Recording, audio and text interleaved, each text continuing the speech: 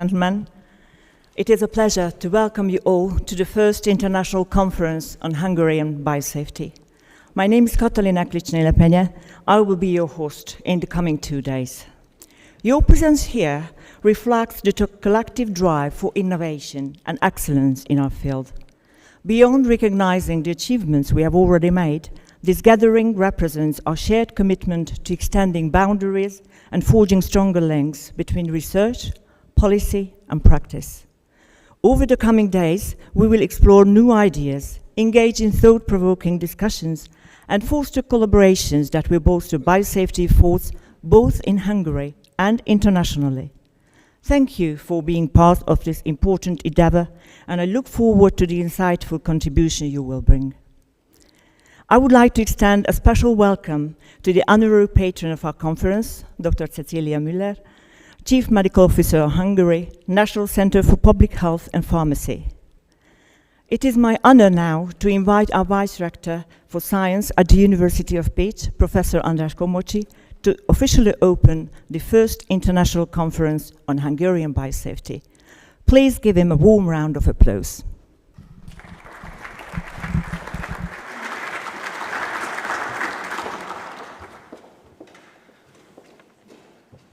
I'm afraid we run a bit late, which in case of biosafety is a great problem. But the greatest problem is procrastination. And with this event, I think we are very much in time to talk about biosafety and its importance. So ladies and gentlemen, dear colleagues, this is my great pleasure and privilege to open this conference. And it is because it is not just yet another conference that we are having, yet another place where we are just sharing our ideas about scientific stuff that may be more or less related to the life. But it's really much at the heart of the role of humanity. And this conference is not just a conference, it is an important opportunity where we can reflect about the self-efficacy of humanity.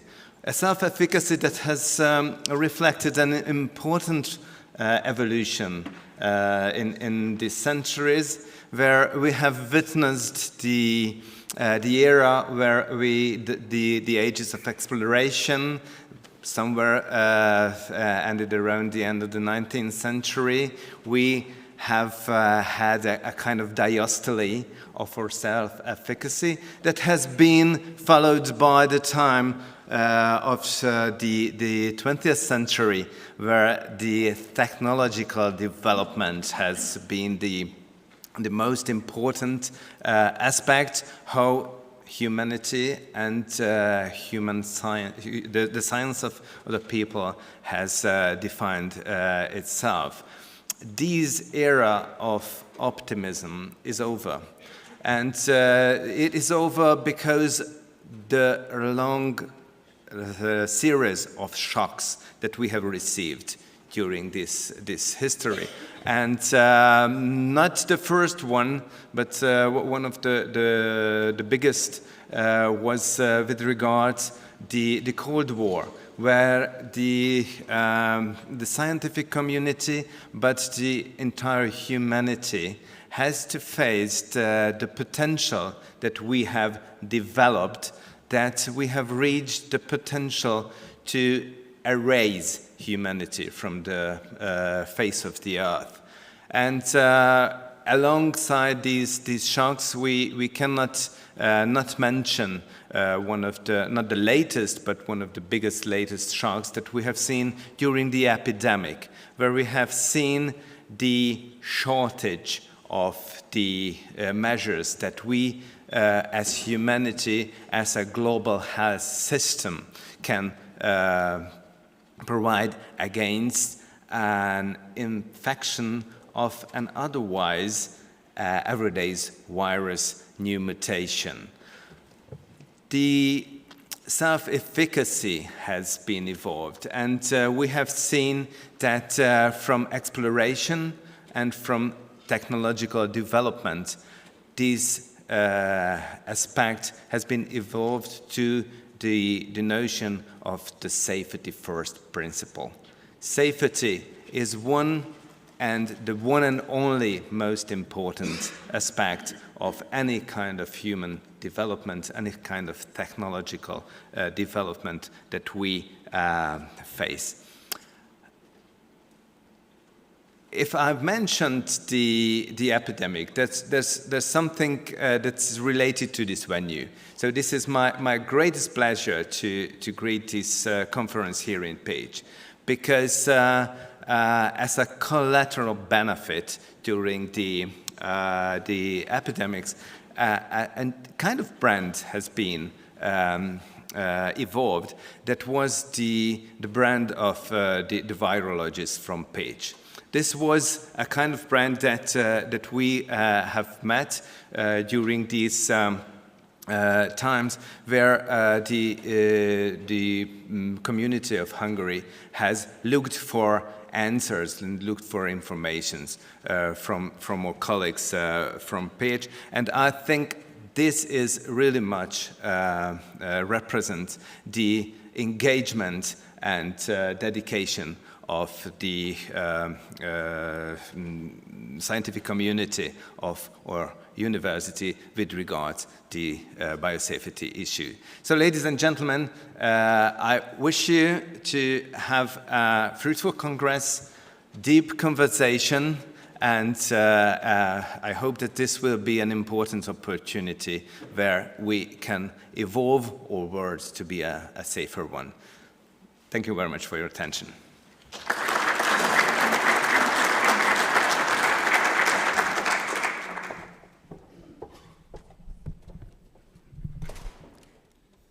Thank you, Mr. Vice-Rector, for your inspiring thoughts.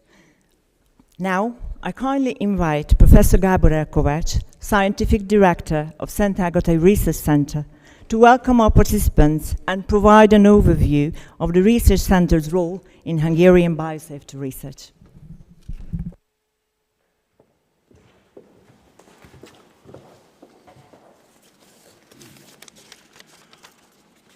Madam Dr. Müller, Vice Rector Komocsi, distinguished guests, ladies and gentlemen, it's my privilege to welcome you in the Szent Ágotay Research Center of the University of Pécs. And I'm very happy to be in a position to be one of the persons who opens this conference on biosafety. Biosafety, the loss, the disintegration of biological integrity is a huge problem. It's a huge problem on ecological level and on the level of human health.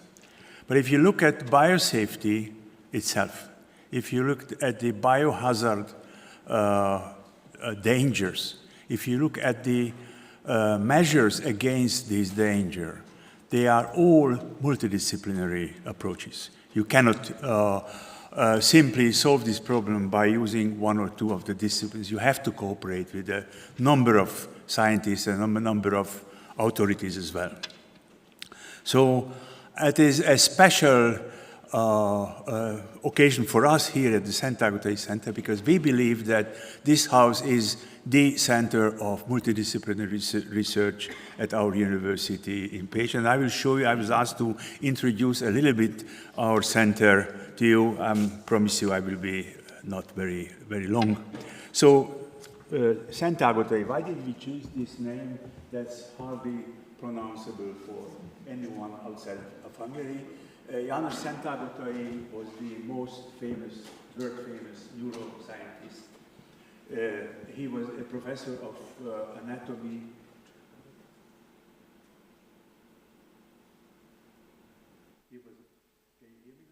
Yeah, okay. He was a professor of neuroanatomy at our medical school for a long time, and then he was invited to become a professor at the Semmelweis Medical School in Budapest. So the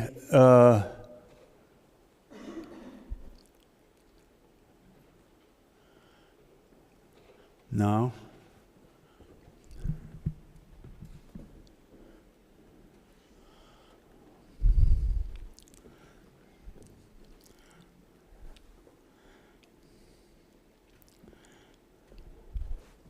Okay, thank you.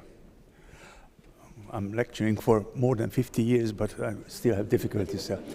So our center was opened in year 2012 and was built on European support, on European money. 95% of the resources came from the European Union, and the rest was Hungarian government money.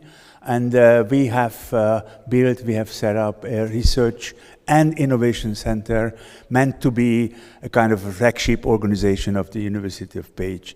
In those days, we realized that you can be a wonderfully smart professor, you can have one or two assistants, you can have one very fancy instrument, but this doesn't reach the level of the European attention. You have to have a collection of scientists, a collection of disciplines together to be able to enter the interest of the European colleagues.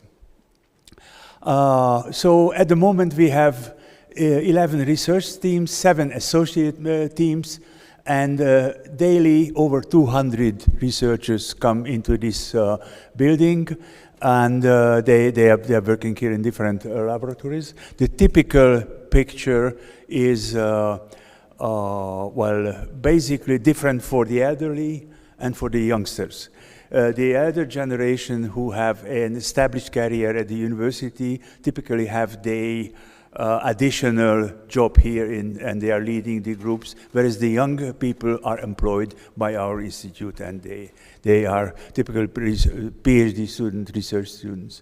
In the past 12 years, we have published over 2,000 international publications, and the overwhelming majority of them are D1 or Q1 qualities. I will mention the core facility concept, and we have accommodated some national laboratories. This is a relatively new system in Hungary on a specialized field of science.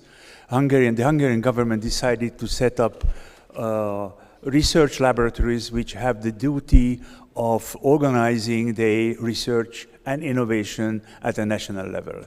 The two firstly established national laboratories were the National Laboratory on Virology, and you are the guest at the moment of this laboratory, led by Gábor Kemenesi, and the other one was the National Laboratory on Human Reproduction, and I'm the director of this program.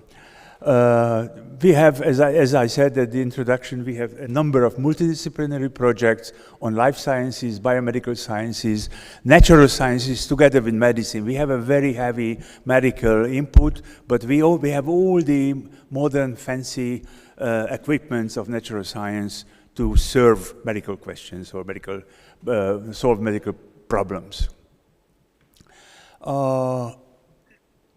It was very difficult at the beginning, but I think we have arrived to a certain point, which is, I hope it's not the end of the road, but we have some levels achieved. Like we got in the meantime the Center of Excellence of the Hungarian Academy of Science. We are an three excellent research infrastructures of the Hungarian Ministry of Innovation. And we have a CERT Union certified system at the moment. The focus areas are virology, human reproduction, neurosciences. Genomics and bioinformatics in itself is a research lab and facility, but they are serving also all the other scientific fields, because genetics nowadays is an approach that is involved in every kind of medical research. And we have a fairly interesting synthetic chemistry and separation science group in-house. Working with these super expensive, very complicated instruments like the level 4 safety laboratory, or I will show you some pictures about our new plans on cryo-electron microscopy. They cost a fortune. So you cannot afford to have such laboratories in 2, 3, 4 corners of the universities. You have to establish a kind of a core facility service that gives a highly scientifically supported background, a backup for the researchers. And we have at the moment on 3 different levels. We have an animal facility, we have an imaging center, and probably the most blooming one is the Center for Genomics and Bioinformatics, which has in the meantime become a national center for genetics. Another tool, another aim that we decided from the beginning on is to participate in European research infrastructure networks. This is again a typical job that specialized small university units cannot afford. You have to have a certain physical facility to be able to enter this infrastructure. So we are a member of the Elixir.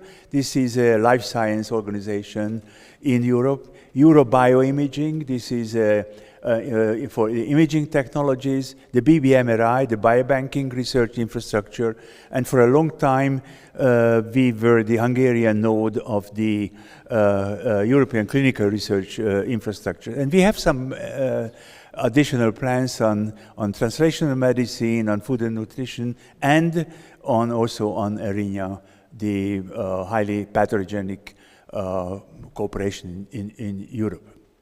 So our vision with this is very ambitious, but one has to have an ambitious vision, otherwise it doesn't make any sense. So we would like to become part of the first 3 leading research institutes in our area, the Central and Eastern European area, and we are hardly working on it. It's at the moment not so easy because it is much, much more difficult to obtain research grants than it was 5 years ago or 10 years ago. But we don't give up. One of our new developments, we are very strongly working on it. It's not yet, we cannot show you yet because it's a plan. We got the support of the Hungarian government to build up a cryo-electron microscopy competence center in Hungary. Cryo-electron microscopy is a specialized technology of microscopy on very low temperatures. And just for the discovery of this technology, Nobel Prize was given in 5, 6 years ago.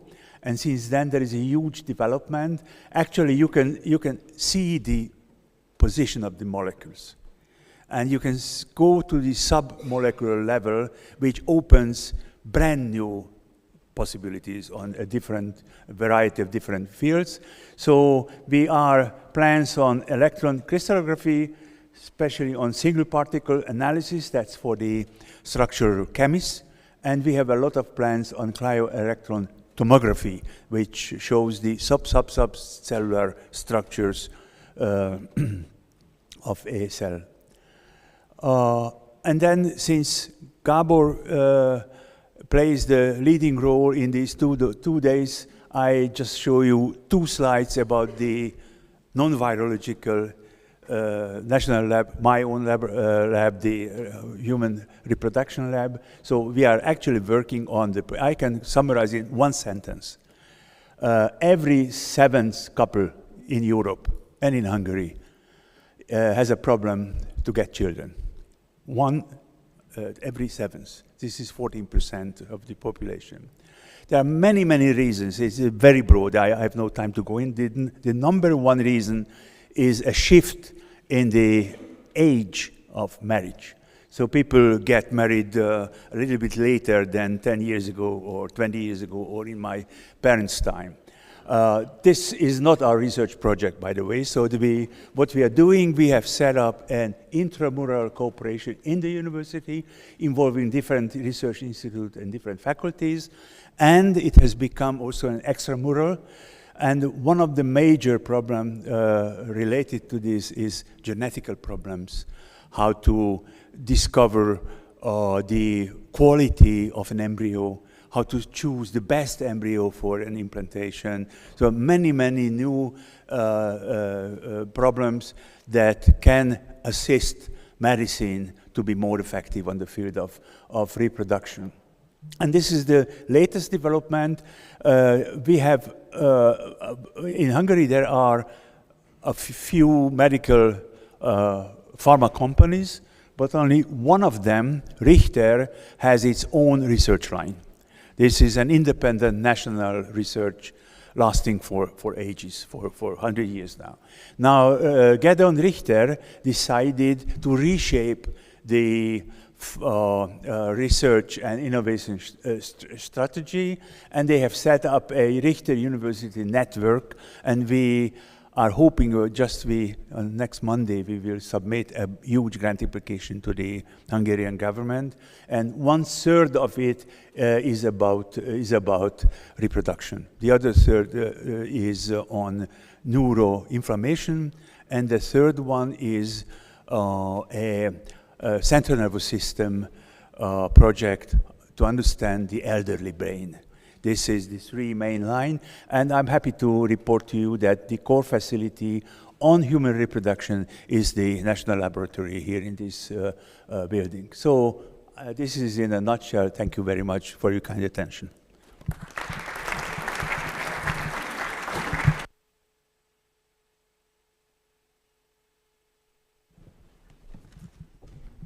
Thank you very much, Professor Kovács, for highlighting the Research Center's vital contributions. And now I respectfully request Dr. Gábor Kemenesi, Director of the National Laboratory of Virology and our conference host, to introduce the objectives, background, and expectations of this event. Please give him a warm welcome.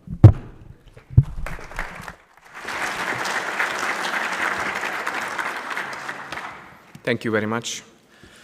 Dear colleagues, dear ladies and gentlemen, dear respected guests, rector, vice rectors, directors, chief medical officer, it is my absolute pleasure to welcome you here. So from the very beginning of the lab, of the establishment of our lab, it was way before the national lab establishment. We do science. I think all of us do science here. We are scientists together. But what was our main goal, our main challenge? To identify our role and how can we be the most useful in our place.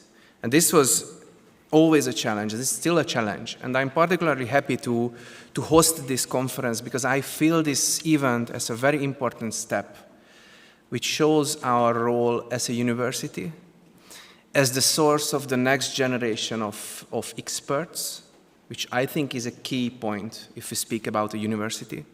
And this is a high responsibility if we put an additional factor, which is called biosafety.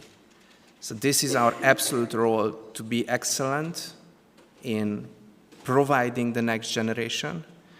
And here comes the most important part, which brings us together from industry, through companies, ministries, authorities, to universities. We must be the bridge builders. So we must build bridges to get together these people, to discuss the most important challenges and key points we must step forward and do it together. Because what scientists do, they always want to do good and do better. That's our role for the society. And I think this is a shared value between all of us. So I am very proud to have you here. I hope you will enjoy the conference. And I am extremely happy to see finally together, everybody sitting together and discussing a very important topic and hopefully setting the basis of the next couple of meetings we will have in the next decade. Thank you very much.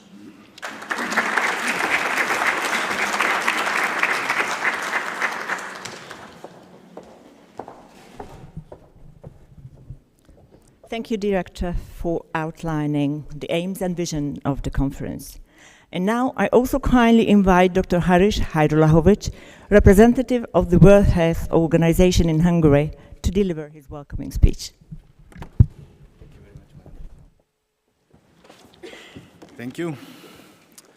Good morning, Chief Medical Officer, Madame Muller, Vice Rector Komochi, Professor Kovac, Professor Kemeneshi,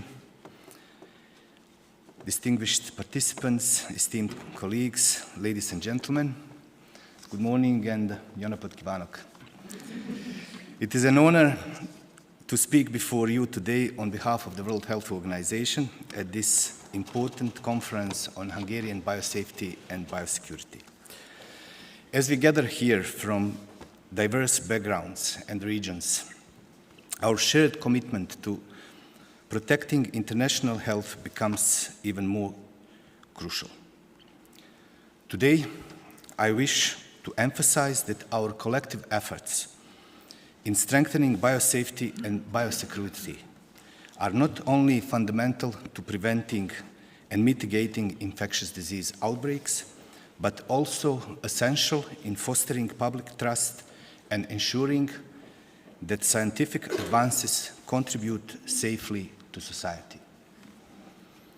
In an increasingly interconnected world, our health security is inextricably linked to our ability to manage risks at every level, from the laboratory bench to the international stage. Biosafety encompasses the precautions and protocols necessary to prevent unintentional exposure to pathogens and toxins in research, healthcare, and agriculture, while biosecurity focuses on preventing intentional or accidental unauthorized access to, misuse, and release of biological material, technology, and information related to that biological material. Together, these disciplines form a comprehensive shield that guards our communities against both natural and human-made biological threats. Over the past few decades, we have witnessed the profound impact of emerging infectious diseases that traverse borders rapidly, exacerbated by globalization and urbanization. The COVID-19 pandemic, for instance, has underscored the urgent need for robust systems capable for early detection, prompt response, and effective containment. Beyond naturally occurring outbreaks, the increasing sophistication of synthetic biology and dual-use research further highlights the necessity for vigilant oversight and international collaboration to prevent misuse. This message is strongly supported by the international health regulations, which lay the foundation for timely reporting and coordinated action in the face of global health threats. World Health Organization's work in biosafety and biosecurity is guided by a number of strategic documents and international frameworks, which I would briefly present to you today. International health regulations provide the framework for global health security, emphasizing the need for rapid detection, reporting, and response to public health emergencies. The international health regulations have been instrumental in shaping our approach to managing infectious disease outbreaks and ensuring that nations work collaboratively to contain threats.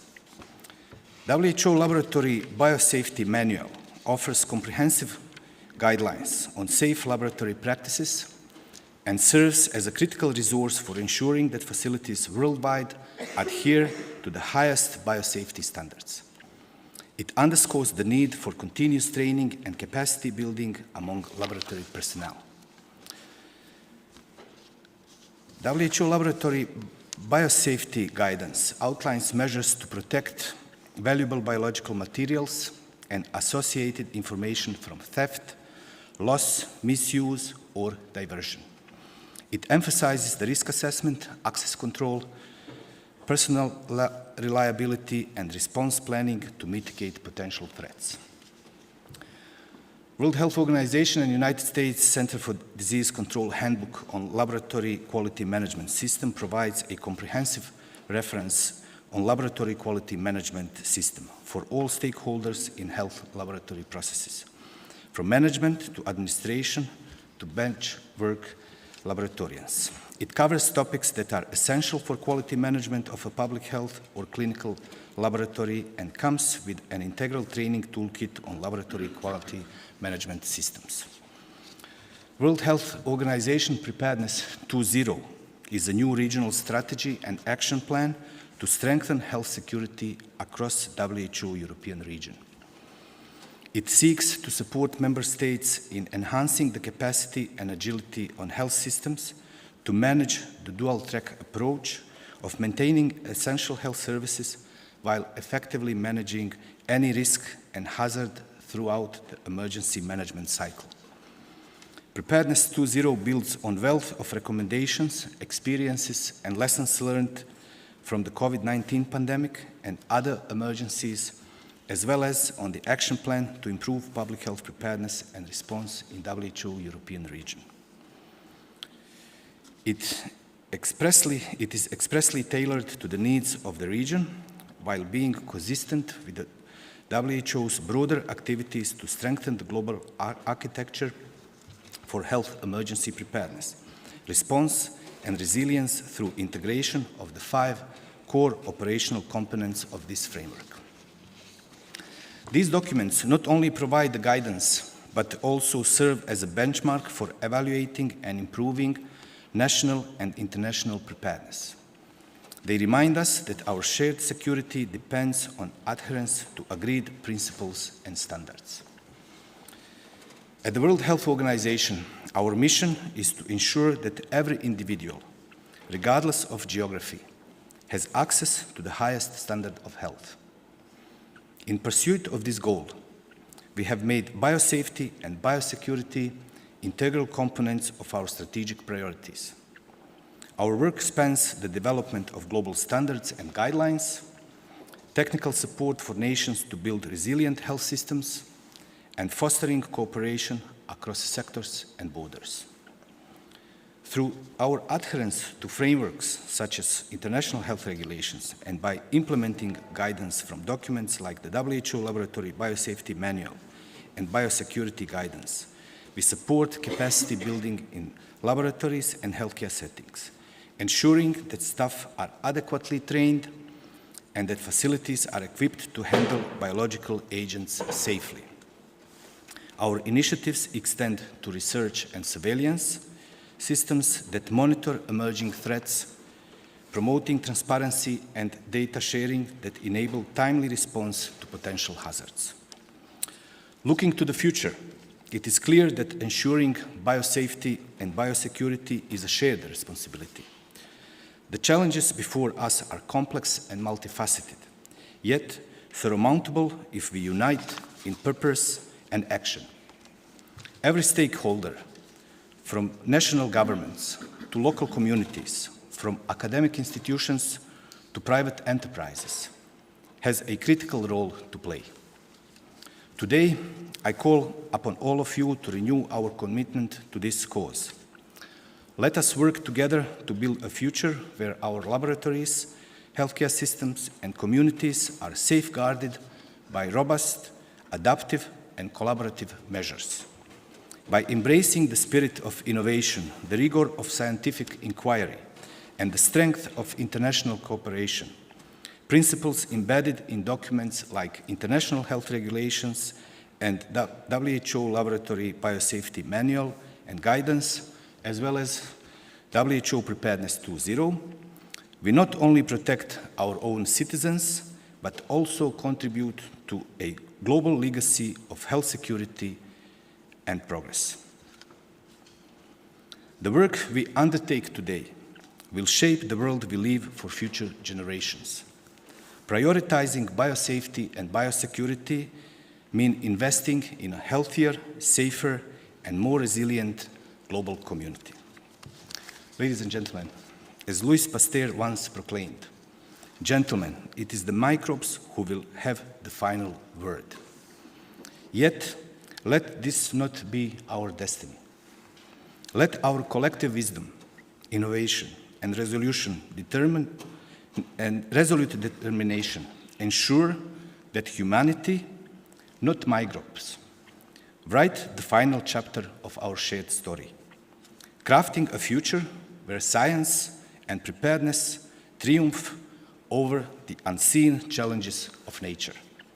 On behalf of the World Health Organization, I extend my deepest gratitude for your dedication, your expertise, and your unwavering commitment to public health. I wish you a very successful conference. Thank you and köszönöm.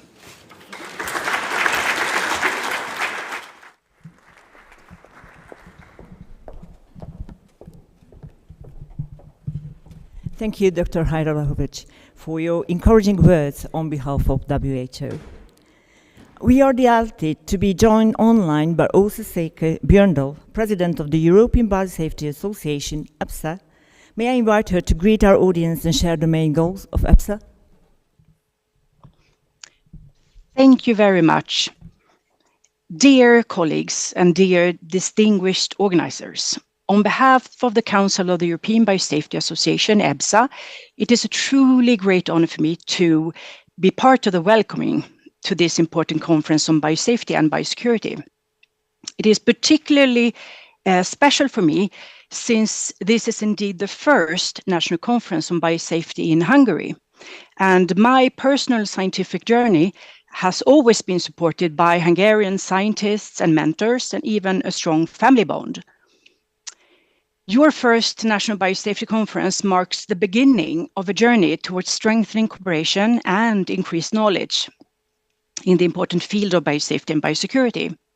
The COVID-19 pandemic really emphasized the need and importance of collaboration across sectors, across disciplines and countries globally. We live in a time where most of us know that there is a threat from emerging and re-emerging infections that constantly challenge us. I look at biosafety and biosecurity, that is biorisk management, as a global movement that is supported by conferences like this, organizations, nations, WHO, and so forth. And we who participate here today, I unfortunately online, but at least I am participating. I slipped on the ice earlier this year, and unfortunately it made it a little bit difficult for me to travel to you in Hungary. Anyway, we who participate here today, we are part of a European community and beyond. We come from clinical laboratories, from research laboratories, and other organizations, and we need to work together to strengthen our preparedness and collect new important tools to ensure that we are equipped to face tomorrow's threats. By coming together, networking, and through these types of collaborations, and above all, sharing experiences and networking, we together can create this safe future together. I will not be presenting the major goals of EBSA in my presentation, in my welcoming speech, because I have another colleague, Evelyn Kampert, who's actually going to present later today. So with these few words, I would like you to have a very inspiring and successful conference. Köszönöm szépen, sok sikert kívánok. Thank you very much.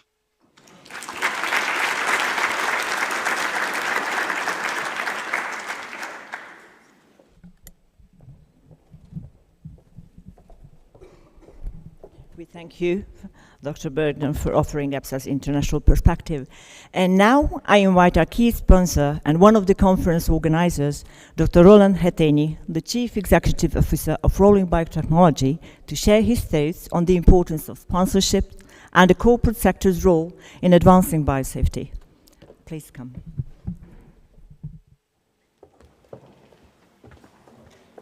Good morning, ladies and gentlemen, and distinguished guests. What a pleasure to see you all here. It is a great joy for myself too. I was a medical student when COVID-19 hit. And it was really such a difficult school in itself, really, and the pandemic hit. And we spent, with my best friend, almost countless nights drawing new plans and technologies and therapeutics to this new pandemic. And we just realized that viruses do not recognize borders. So we need to think globally. We need to recognize that biosafety does not recognize borders. It is an international commitment that needs to be attached. So I founded my company, Rolling Biotechnology, and it became such an effort to foster these kind of conferences and to foster international collaboration to public health and to foster public health in itself. And thank you all for coming today. It is a great pleasure personally for myself too. I wish you a good conference today. Thank you.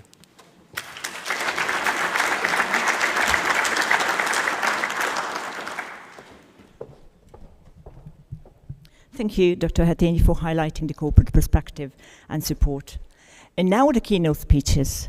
We are pleased to introduce the conference's honorary patron, Hungary's Chief Medical Officer, Dr. Cecilia Müller. She will deliver her keynote presentation entitled Biosafety, a complex field closely linked to public health. The floor is yours.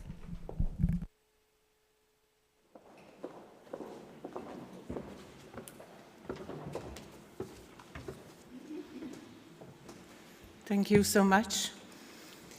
Dear colleagues, guests, and hosts, I had a very, very nice greeting speech here because my colleague helped us to say something very, very important about this topic, but allowed me to say something personal.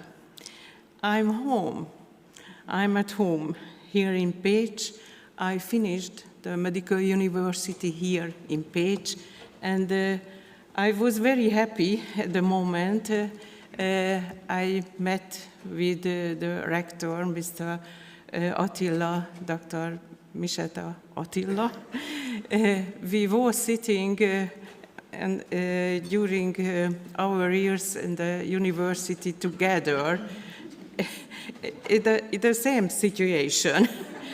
So it's really happy about for me that I can hear, and I mentioned another thing that it isn't a secret that Gábor Kemenesi, director, visited me in the Center for Public Health and Pharmacy, and we decided to work together much closer than we did it before. So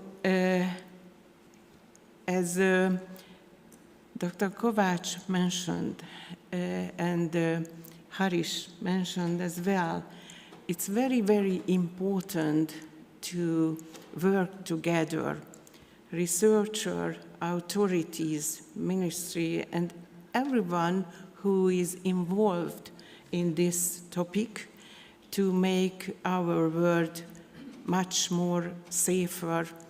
And I think it is our mission and responsibility as well. So it's really a great pleasure to be here today and to welcome you all to this important event on biosafety. This field is fundamental to public health, requiring continuous attention. Continuous attention. I think it's very important.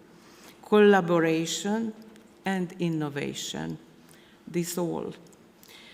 I'm especially pleased to see the strong cooperation between our institution, as working together is a key to addressing the complex challenges of biosafety effectively. This conference provides an excellent opportunity to share knowledge, exchange ideas, and strengthen our joint efforts in protecting public health. You know, everything is collected and connected with everything. You know, we have a lot of different hazards in our world. We have to work together to solve our problems. And sometimes we answer one question, you know, it is a challenge. The answer gives new question as well. I hope this event will further enhance our shared commitment to advancing biosafety.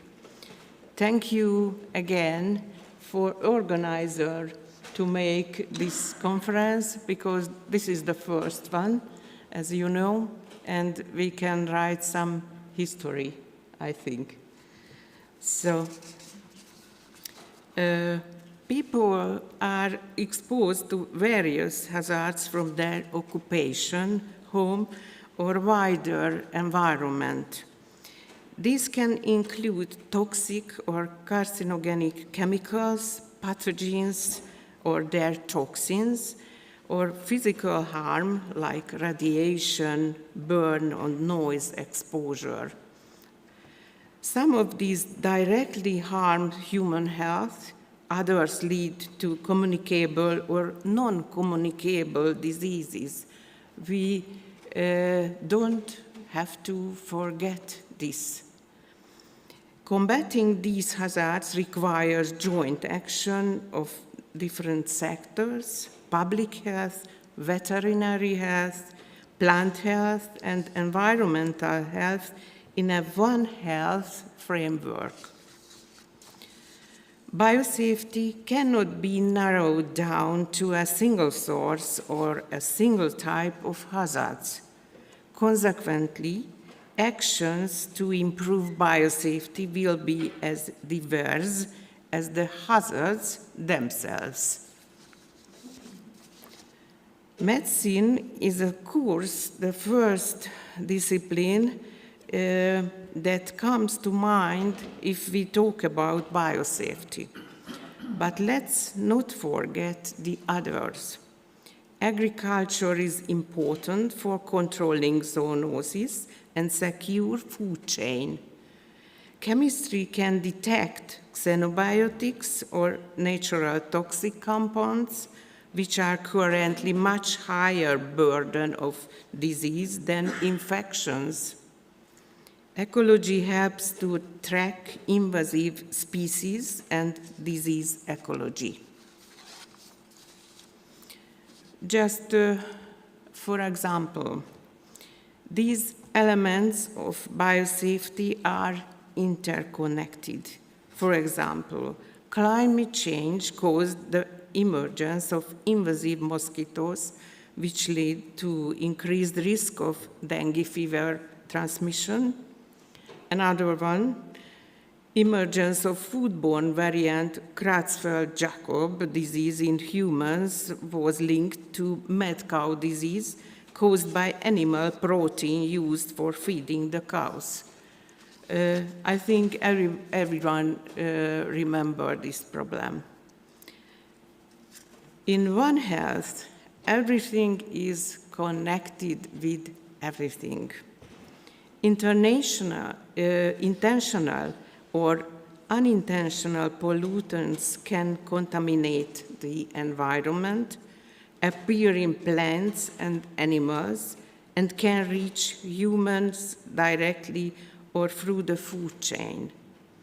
Timely detection of these hazards is crucial for biosafety, for the protection of human health. The National Center for Public Health and Pharmacy is a main organizer of biosafety in Hungary.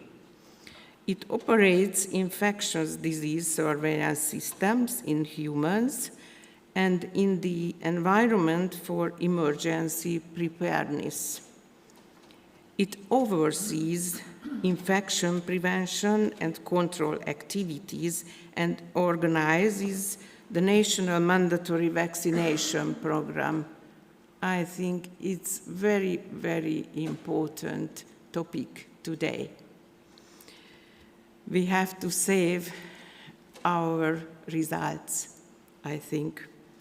Our National Biosafety Laboratory is key diagnostic facility for dangerous pathogens and other threats, a key stakeholder in detection of disease X. Wastewater surveillance provides data representing a very large proportion of the population, detecting and predicting threats before cases appear. Environmental monitoring adds further information on air and water quality. I would like to highlight a few key activities from this portfolio. The Biosafety Laboratory is a diagnostic laboratory dedicated to detection of dangerous pathogens and related applied research in this field. Its mandate includes surveillance, vaccine development, and antiviral research, including animal experiments as well.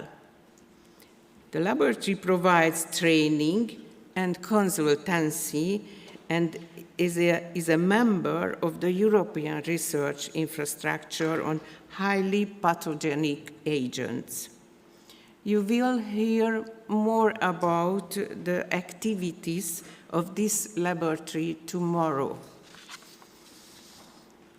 In 2018, WHO included an unknown pathogen into the list of priority diseases, disease X. We don't know yet where the next pandemic will come from, but we need to be prepared. It is a challenge, really. It is likely that it will be zoonotic, and it will probably come from the tropics. But we are only guessing. New high-capacity tools, such as metagenome sequencing, can help us to detect emergent pathogens when there is still time to act. More information sources mean more accurate data. They are very, very important to have really data, to analyze them and to evaluate them and take some measures. Wastewater surveillance is also a new tool which we started to use during the pandemic to predict SARS-CoV-2, but now we are using it for many other purposes, the detection of a wide range of pathogens, but also antimicrobial resistance and legal and illegal chemical substances. This method allows us to collect information about the health status of a large population. It also has a potential for detecting emerging biological and chemical hazards. Biosafety starts with sampling and measurements, but does not end there. We need to be able to assess, to quantify chemical and microbiological risk. We should also be able to suggest solutions, for instance, regulation or guidance to reduce risks.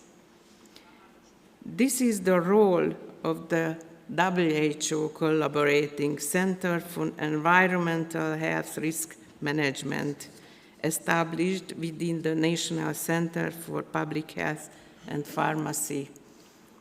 I am very proud on it, and thank you personally to Harish Hajrulovic, the WHO representative in Hungary, because I think it is a common result of us. Thank you. Our center is also a poliovirus essential facility, acting to prove that Hungary is still polio-free. It's a very important activity. It's not easy to have this data from the healthcare providers. It's always a challenge, but we do it. The National WHO Poliovirus Reference Laboratory is accredited by WHO, and regulatory reports the polio status of Hungary to the WHO. Luckily, so far, it always reported good news. There are many other biosafety activities in the National Center for Public Health and Pharmacy, but I will stop here now. You will hear the details and more about our activities tomorrow from my professional colleagues. Thank you for your attention, and let me say at the end of my presentation, this stage is much nicer and better than I was standing during the pandemic all day, every day. Thank you so much for hearing me.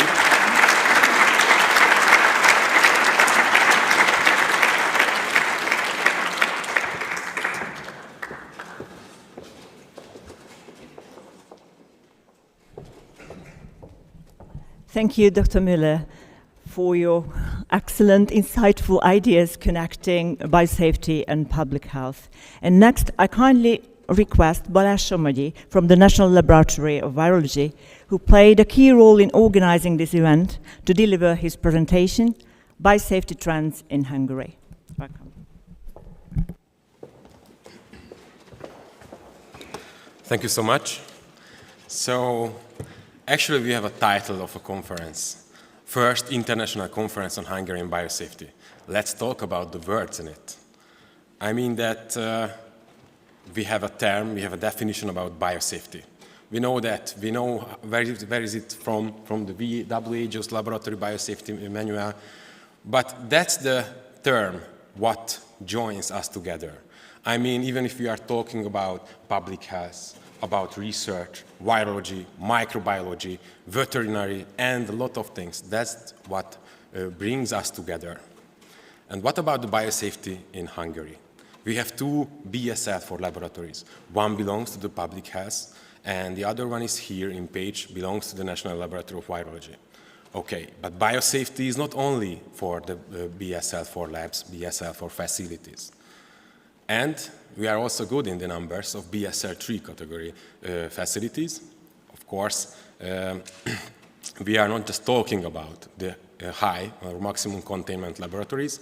And if we check the situation about the BSL2 facilities, we will get something huge number, or let's say something enormous in this way.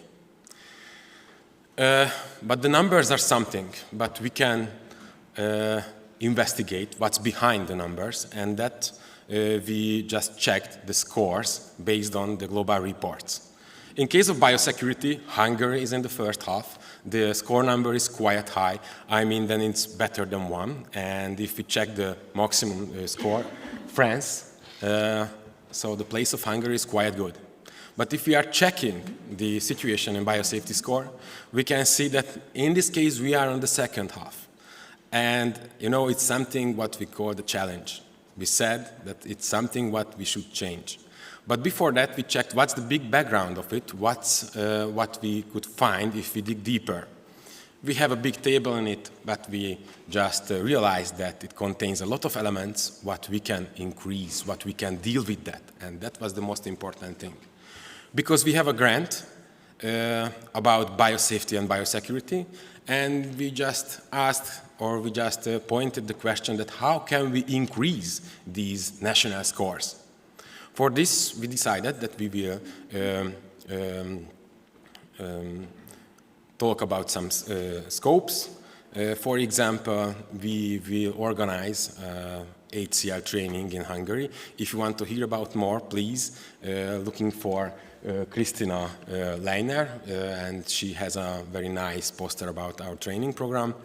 The second part was that what if we will organize something together with the Hungarian HCS, so let's say about a Hungarian cooperation. In the beginning we started to think about something like HUHA, the Hungarian High and Maximum Containment Alliance. It's let's say a program between cooperation between the organizations related to HCS. And next to that, it's very important that we started to develop the Hungarian, the National Biosafety Manual, in the beginning with the Sandia National Lab and with WIPS, of course. And next to that, we started to develop some GMPP, good microbiological practice and procedures next to that. And I think that one of the most important in this case, if we wanted to make something better in case of, or in the field of biosafety, that we want to be a part of the flow of the international things, the organizations, the networks. And I have a good news for you, because Hungary is on the map of the EBSA, because now we have EBSA members. And our aim is for this year that we want to double the numbers of the EBSA members from Hungary. So please be a member of the EBSA, and we will reach this aim. Our other plans that we want to be a member organization somehow in the IFBA. We have a lot of plans for that. I mean that we, especially the National Laboratory of Virology, is a member of some organizations that we can reach this aim. And next to that, we are getting connected with the ABSA International also. We have big plans with them as well. But, you know, these are just, let's say, the big plans for us. But next to the Hungarian biosafety situation, we started to think that it's time to deal with something bigger. Let's say, organize a conference for the Hungarian HCL-related organizations with some main scopes. First, share the knowledge and plan the future in Hungary. What's the Hungarian thing? The second is that it must be a free of charge, because the knowledge and these kind of scopes are important for everyone, especially for the Hungarian partners, of course. And it would be a good opportunity to give a space for networking with each other. Let's discuss, let's connect together. And after a while, we said that, okay, maybe we can deal with other things on a practical side. So we started to think about some micro trainings. After a while, we just realized that it will not just about the Hungarian HCLs, but for the whole Hungarian interested partners and professionals. And the next step was that when we just realized that it's time to think on an international way, and that's why we organized it just like an international conference. As you can see, we have participants from other countries and international organizations, and the first aim became a pre-conference workshop for Hungarian HCLs, and it was very fruitful. I mean that almost all the Hungarian high and maximum containment related organizations been there, and it was very, very effective, because we laid down the basis of the HUHA, the Hungarian High and Maximum Containment Alliance. We said that we will continue the Hungarian Biosafety Manual development. Next to that, we mentioned that we want to be a part of a lot of international organizations. And of course, there were some very useful biosafety courses, thanks to WIPS. And there were some other joint lectures too, and many more. And it's just the beginning in this case. So I think that the future is here, and that's one of the most important steps in this case, that we started this, we organized this conference. And the last thing in the title is the first. This is the first because, you know, this is the first. And let me have the opportunity to take the first selfie with you in this first conference. But don't forget, if you want to take a selfie with me, you can find me during the whole conference on the selfie box station. And I hope my cell phone is working. So, cheese. And thanks for your attention.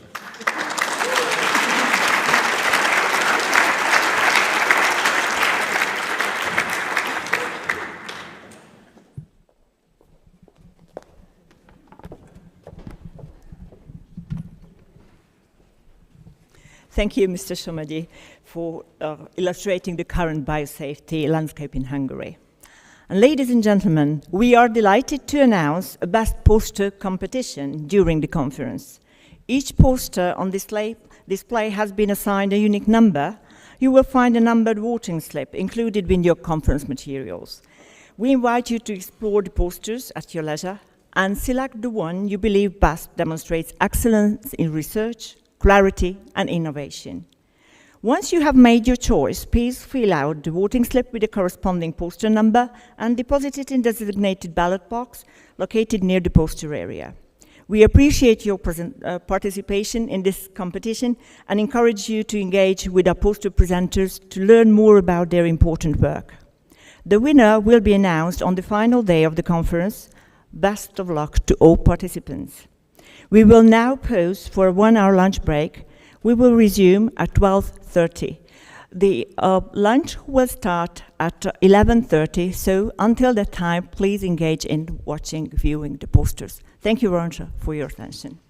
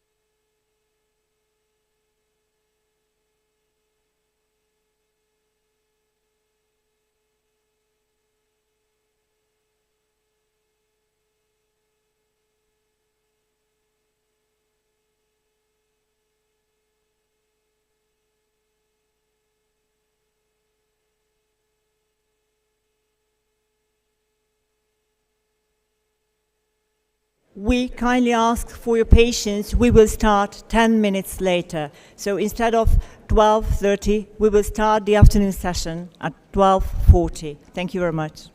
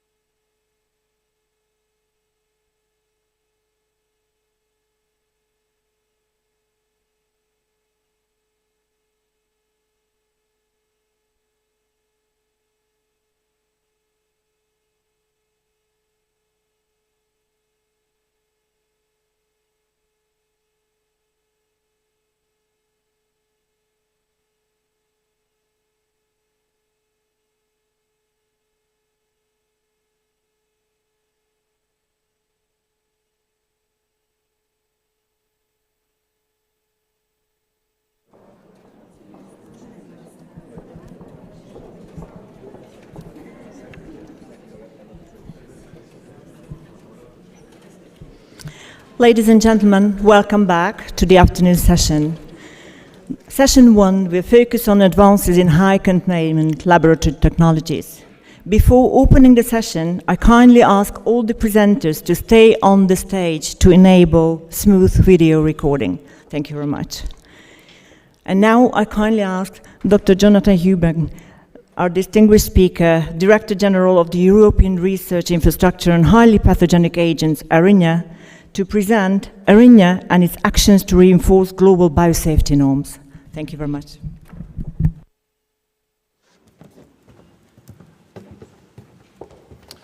Thank you. And first of all, a very sincere thank you to the organizers for giving me this opportunity to talk at this meeting about ARINA, as you heard, the European Research Infrastructure for Highly Pathogenic Agents. So ARINA is a non-profit association that has members in 10 European countries, bringing together BSL-4 and BSL-3 capacities, principally to provide services to the research community. So that's one of the 5 pillars of ARINA's actions, and one that I'll be talking a little bit more about. I won't be talking about open data, but if that's a subject that interests people, I'd be more than happy to discuss it later. So one of the things that ARINA does, as I say, is brokering access. And that can be either as a simple contractual provider of service, and within Europe, through Horizon Europe funding, there's a mechanism that's called transnational access. And this gives funds to the research infrastructures then to offer free of charge services. And the alternative is through a collaborative pathway. And the services can be in vivo or in vitro research capacities, and ARINA equally offers the opportunities for training and providing expertise, for example, for entities that are interested in setting up BSL-3 or BSL-4 capacity. For training, we're in close relationship with EBSA. We're also developing relationships with the Global Virus Network. And for expertise as well, this is done with partners within ARINA and outside. As far as service provision, I'll just give a couple of examples. So with funding, for example, from the Coalition for Epidemic Preparedness Innovation, CEPI, the University of Tokyo was interested in moving forward on the development of a Nipah virus vaccine, and that work was carried out by our Hungarian partner who are here present. Equally, there have been the development of antivirals for Nipah viruses. ARINA is currently coordinating another project, this time for broad-spectrum antivirals. And this illustrates how ARINA, with its preformed consortium, is able to interact with other partners, for example, GSK, to move forward in producing antivirals that will, we hope, target the broad spread of viruses shown here on this slide. One of ARINA's members has had a long-standing interest in Crimean Congo hemorrhagic fever, a virus of particular interest in Europe, and we are currently moving forward on the development of vaccines and monoclonal antibody therapies. With regard to the activities of the research infrastructure, we interact with many of the other life science research infrastructures. So, for example, in a project called EVORA for the European Virus Outbreak Research Alliance, we work with Elixir, which is the European Bioinformatics Research Infrastructure, and with EVA, the European Virus Archive, in the aim of federating research infrastructure capacity in order to be more reactive in the case of a future infectious disease outbreak. Another aspect of EVORA is linked to good practice. For example, the putting in place ISO 35001 certification within high and maximum containment laboratories. And that's an action that's been carried out across EVORA with another project that ARINA is coordinating, which is called Interceptor. And for the rest of the talk, I'll be focusing on Interceptor. So Interceptor brings together ARINA's members together with other European capacity, so labs in Switzerland and in Germany, together with partners from around the world. So we have partners in South Africa, in the United States, and and also in Australia. And since the start of the project last year, we've been joined by further partners in Canada. Here, the University of Pest has joined us. I'm very pleased about that. 2 partners from Singapore and a laboratory in Malaysia as well. And part of the idea here is that the model that ARENA has developed for opening access to high and maximum containment laboratories should be extended globally. Obviously, when I say opening access, I don't mean that the researchers go into the BSL-4 laboratories rather than the BSL-4 laboratories perform the research that is required on behalf of an academic lab, an SME, or a pharmaceutical company that's interested in developing medical countermeasures to highly pathogenic agents. An important part both of Evora and of Interceptor is increasing biosafety norms and trying to harmonize as much as possible those norms, at least within Europe.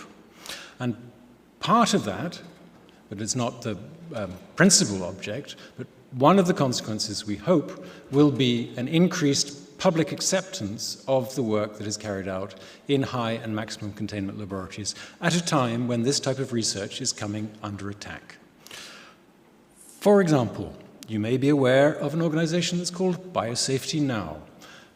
Just to mention that until recently, one of the board members of Biosafety Now, which is militating to essentially close down maximum security laboratories, is Jay Bhattacharya, who has become the head of the US Health and Human Services, and so oversees the CDC and the NIH, among other US government agencies involved in high and maximum containment work.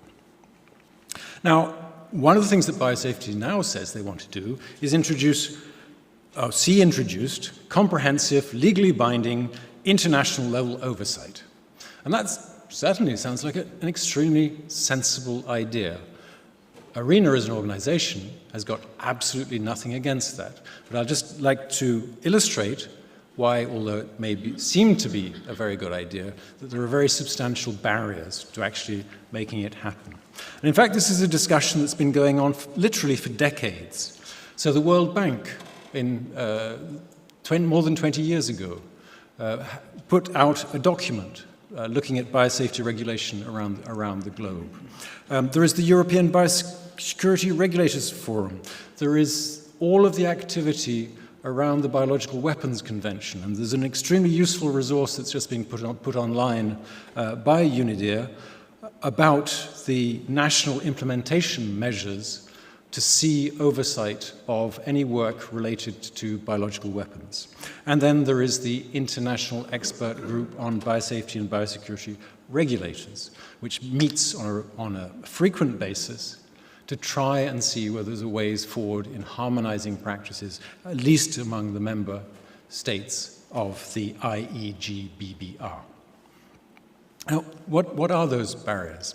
Well, the first one is that in different countries, there are different standards already existing. And it's difficult to imagine that a country with a higher standard would accept to bring their standards down. And equally, it's challenging to imagine that a country that is working under a particular standard will agree to increase their standards, if that comes with cost and other burden to their work. On the most pragmatic level, even the categorization of infectious agents varies between European countries. There are also the question of economic disparities. Some countries simply could not afford to put in place the most stringent regulations that currently apply in some European countries. You can also think about intrinsic cultural differences about risk. Different countries do have different approaches to what they consider to be acceptable as far as risk is concerned. I'll take an analogy. if you look at the number of guns per capita, on the blue column, it's the United States, on this left-hand graph. On the right-hand graph, it's the number of deaths per capita. So there is a clear correlation between the number of guns and the number of deaths. In the United States, apparently, they accept the risk associated with gun ownership. Many other countries don't. And the same applies to biosafety as well. Now, I think today, given the current political situation, most of you would understand that there are conflicts between national interests and global regulation. And I won't take any more time to develop that. Equally, there are institutional political barriers. Going back to the Biological Weapons Convention, in addition to the question of verification that hasn't been solved in the 50 years that the Biological Weapons Convention has existed, there is a positive side to the Biological Weapons Act, which is focused around cooperation. And we still have no clear idea of what that cooperation should be. There are questions about intellectual property. So, for example, the US recently passed the Biosecure Act, or is in the process of passing the Biosecure Act, which may have consequences on the pharmaceutical industry. You heard this morning, technology is advancing. So there's CRISPR, there's AI.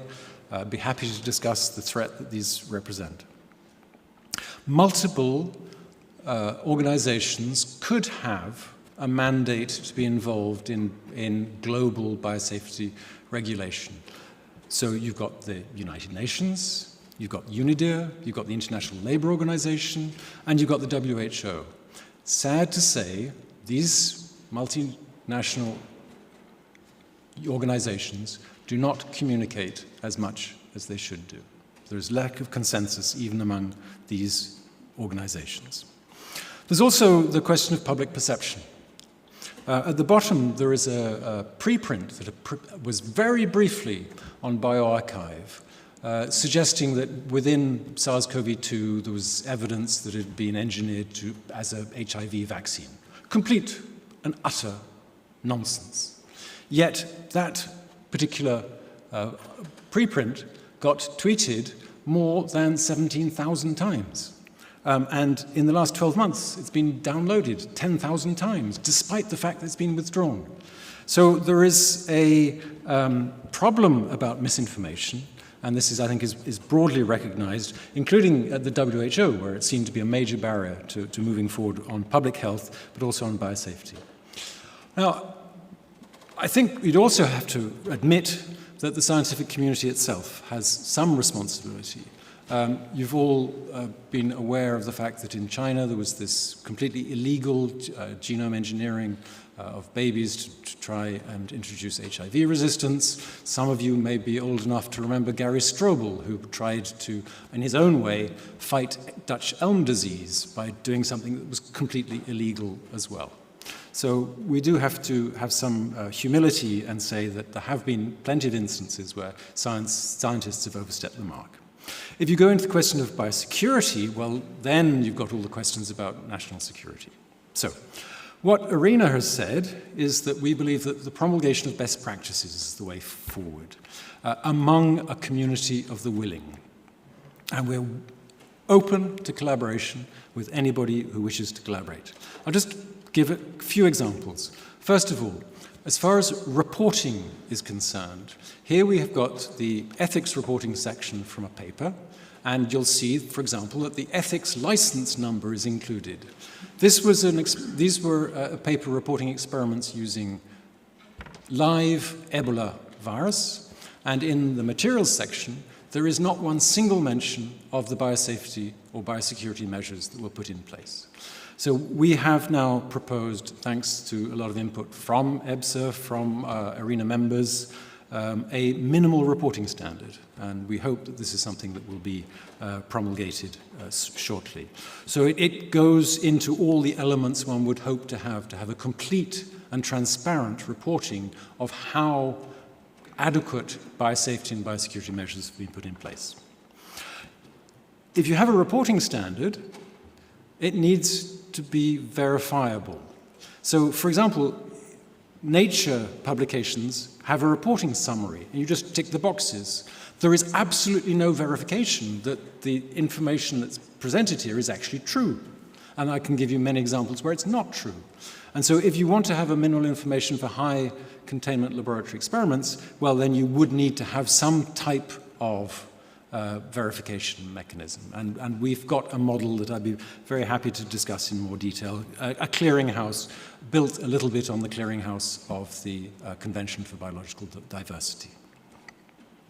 Then you also want to have the possibility of having accident and incident reporting in order to improve best practices. Some of that is very obvious. You don't leave autoclave programs that shouldn't be used in a maximum containment laboratory as an option. They should be removed. There are organizations that do this very well. Canada, for example, has an excellent transparent incident and reporting system. But within Europe, certain organizations are extremely reticent to share any of that information. And you could ask yourself, when people talk about no blame reporting, well, if the accident that you caused triggered a global pandemic, would you really expect no blame? I think that that is a very moot question. Everything that happens within a maximum containment lab, you would hope, is covered by standard operating procedures. And within the Interceptor program, we are trying to see the degree to which we can develop institute-agnostic standard operating procedures that could be shared. There are multiple barriers, not the least being language. Okay. The other thing that we're working on is a prototypical BSL-4 lab design. We can't share the lab designs of real BSL-4s because of the security implications, but a prototype could be shared. And lastly, and perhaps one of the most challenging, will be inspection between peers of laboratories to ensure compliance. But if we manage to do that, then we hope that we'll move towards having a seal of approval to show that the laboratory is operating under the expected standards. Thank you very much.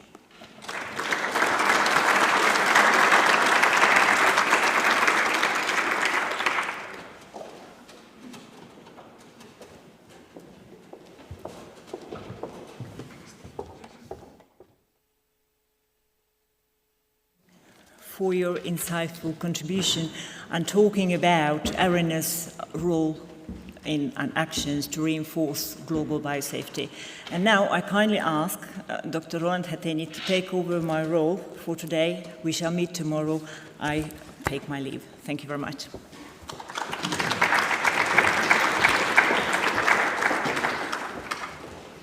Hello again. I'll be your host from now on. And here we are. Next I invite Lieutenant Colonel Agnes Nagy, the leader of the Hungarian Defense Forces Medical Center, Epidemiological and Scientific Research Institute, to present High Biosafety Level Laboratory in a Container, Special Capability Development of the Hungarian Military Deployable Biological Laboratory. Please, Agnes.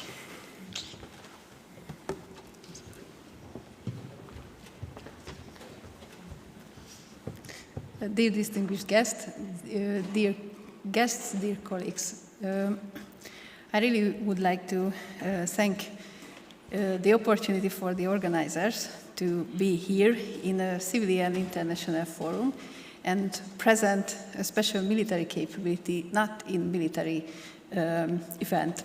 So it's absolutely new for us, and really we hope that in our professional point of view, you will find some interesting things. Our institute, the Epidemiological Scientific Research Institute, belongs to the medical service of the Hungarian Defense Forces. The institute has many of public health, epidemiological, diagnostic, and research laboratories, and special military deployable capabilities of these, our main task is to provide laboratory service for the staff or personnel of the Hungarian Defense Forces and MOD, mainly for maintaining the health status of the soldiers, to maintain their capability for fighting. But one of the main tasks of the Institute to develop and maintain deployable field CBR and biodefense and epidemiological laboratory capabilities, and apply these capabilities in the national and multinational military missions and tasks. The development of this capability within the Hungarian Defense Forces started in 2002 after the 2001 9/11 events, which revealed gaps in NATO capabilities in the field of fighting against terrorism. And in the 2002 Prague summit, the NATO established the NATO Response Forces, the NRF conception, and the alliance members decided to establish a technologically advanced, high readiness, rapidly deployable, high mobility forces. And within this, the high importance was to develop new CBRN capabilities, and Hungary contributed the development of CBRN Biodefense Laboratory, which main task is to identify with confirmatory methods the biowarfare agents in equipment deployable close to the contaminated zone.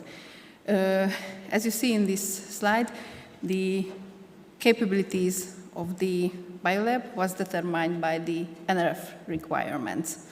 And we tried to implement each general NRF requirement to our special capabilities, which are incorporated in the NATO capability catalog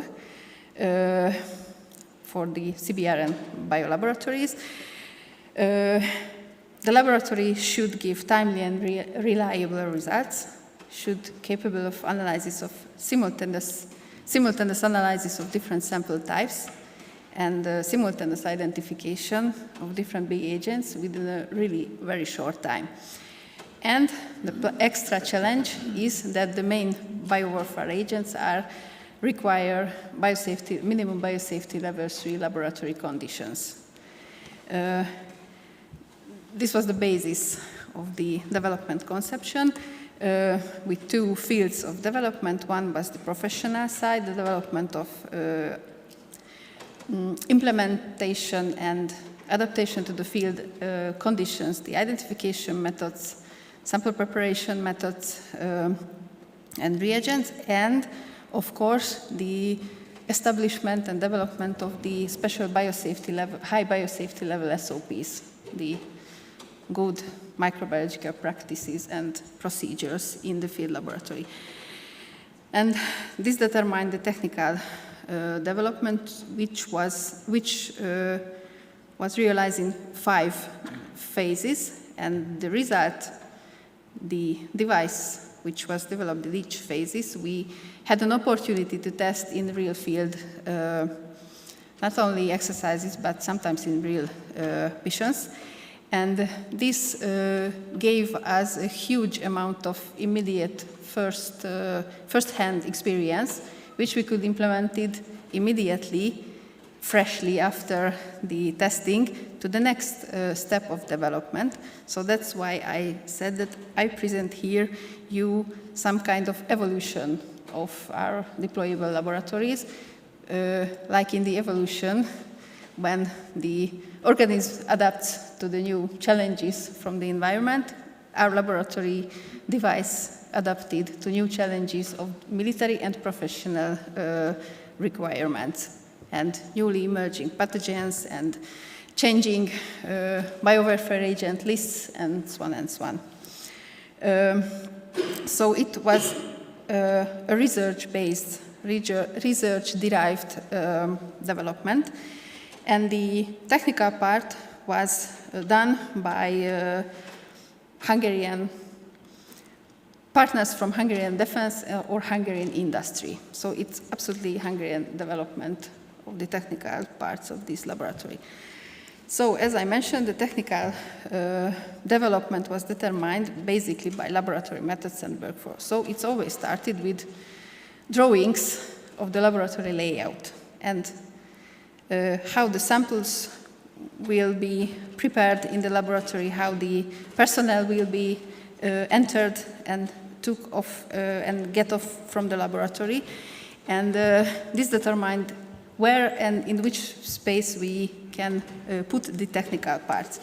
And of course, beyond this, very important were the military requirements. Just let's think about the size and dimensions, the transportation, ways of transportation. It should be transportable with air, railway, sea, and road ways of transportation. The deployment time, the field operation, the self-sufficient operation was a big challenge for the technical development and engineers. So now let's see in some pictures about the different container-based biosafety level 3 conceptions. The first was an experimental model. It's, as I called, a tent monster, because it was an experimental model. Really, we did all the procedures, all the SOPs, which a biosafety level 3 lab needs. But it was on tent. It was hard to deploy. It was hard to maintain, hard to operate. But every part we operated as a biosafety level 3 lab. After it, there was a huge national budget for develop a really container-based one. It was a huge 5-container-based laboratory. It was very comfortable because it was a space enough for each process, but it was hard to deploy, and it was only for long-term missions, not for the high-mobility versions. And after it came the 1 and 2 container high biosafety level technically advanced lab, which we use until now. So these were the principles of biosafety in container labs are the same as in stationary labs, because the basis gave us the CDC and WHO guidelines. So the laboratory practices, technologies, methods, processes, SOPs, the primary barriers. Here you can see the PPE types which we use today as well in our laboratories, and of course the secondary barriers. 2 main points which I should mention. If we deploy a laboratory to a given situation, we always start each mission with a risk assessment. And adapting our biosafety level and the operation of the laboratory to the given sampling situation, given hazardous situation, and which agent in which sample types we should examine. Because if I get only food samples with suspected salmonella, I will not wear high-level respiratory protective PPEs, because it's not necessary, it's uncomfortable and slower my work. So we always start with a risk assessment. And a second main point here in the slide, from the beginning we used extra IT control for the lab work organization for the monitoring of the biosafety procedures and the lab procedures with cameras and with speaker systems. And we had a special laboratory sample management and data analysis IT organization, which development was started in 2003, and now it is reached a level, but the IT is continuously and extremely fast developing, so it needs yearly renewal, I think, in that time. This is the layout of the experimental model. You can see that the personnel route and hazardous sample route is separated, but the personnel route was very, very complicated. because of the tent structure, it was really hard to deploy. Every part of this laboratory was in tent, every equipment we should move by hand, and it was extremely hard. But it contained all the technical subsystems which was important. The most important is the continuous and uninterrupted energy supply. Here it was no UPS systems, just only local, but it was a huge enough power generator, and we operated basically from local energy network. The air ventilation system is the second most important technical subsystem of these laboratories. It was HEPA filtered and negative air pressured, but there was no directional airflow. So it was high risk of cross-contamination of the samples. And we had sample transferring, very simple bag-in, bag-out system. And here you can see the inside of the biosafety level 3 part. It was half in a tent. We had basically a BSC2, but we had a custom-made glow box. It was really very funny, but it was useful sometimes where a high-risk sample came. And everything was manually and SOP derived. For the hazardous waste management, the liquid waste management was absolutely manual. It's a tricky question in the mobile lab, the liquid waste management. For the solid waste elimination, it was an autoclave in the lab. It was enough. The next one, the 5-container lab, as you see, it was much more simpler structure and much more separated the cubatures for different work statuses. It has a huge energy supply. So the 80 kilowatt diesel power generator is enough for a small village, not for the laboratory, and a huge UPS system. So we never run out from the power. And it has a really BSS-3 air ventilation system with ULPA filters, negative air pressure, and directional airflow, but with a small air change rate. And we had fixed transfer boxes with samples with their own air ventilation. Here is the small biosafety level 3 laboratory.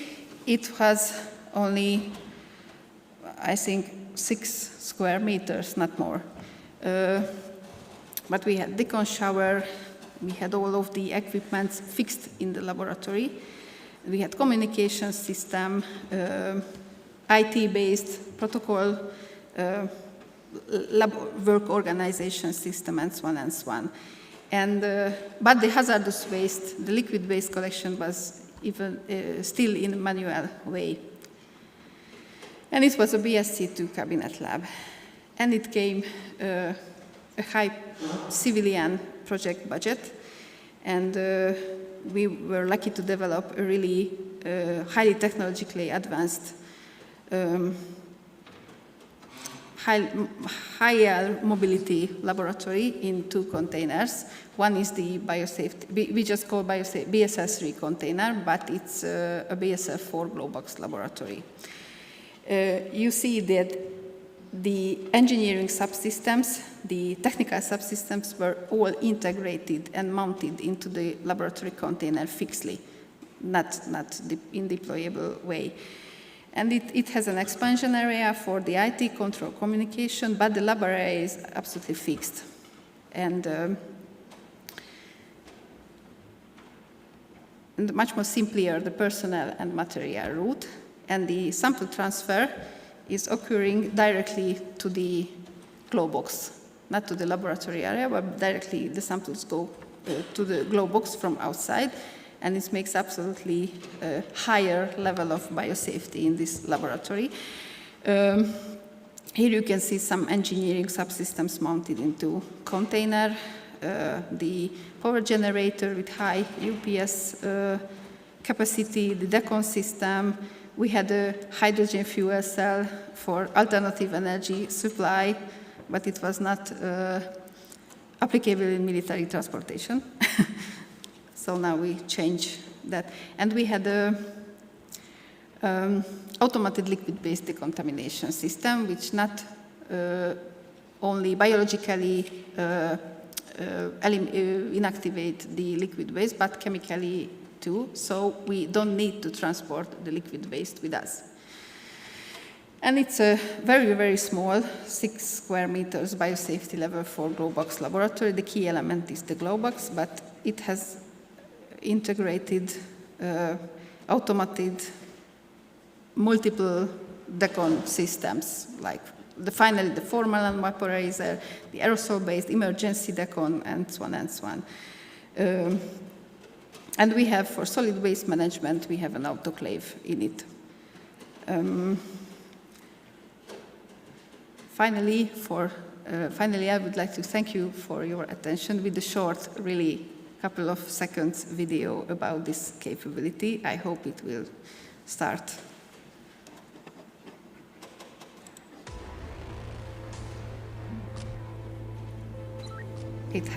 Normally it has some sound, but now it's not okay, but no problem.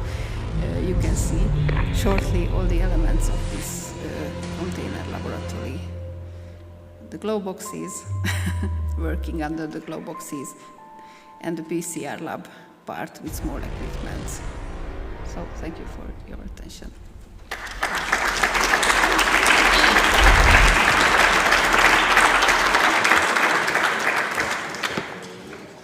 Thank you, Lieutenant Colonel Agnes Knight, for sharing this unique military lab innovation. It was amazing. And now I call upon Gábor Kemenesi, the conference host, then the director of the National Laboratory of Virology, to give his talk using a BSL-4 lab for research insights into our most important projects. The floor is yours.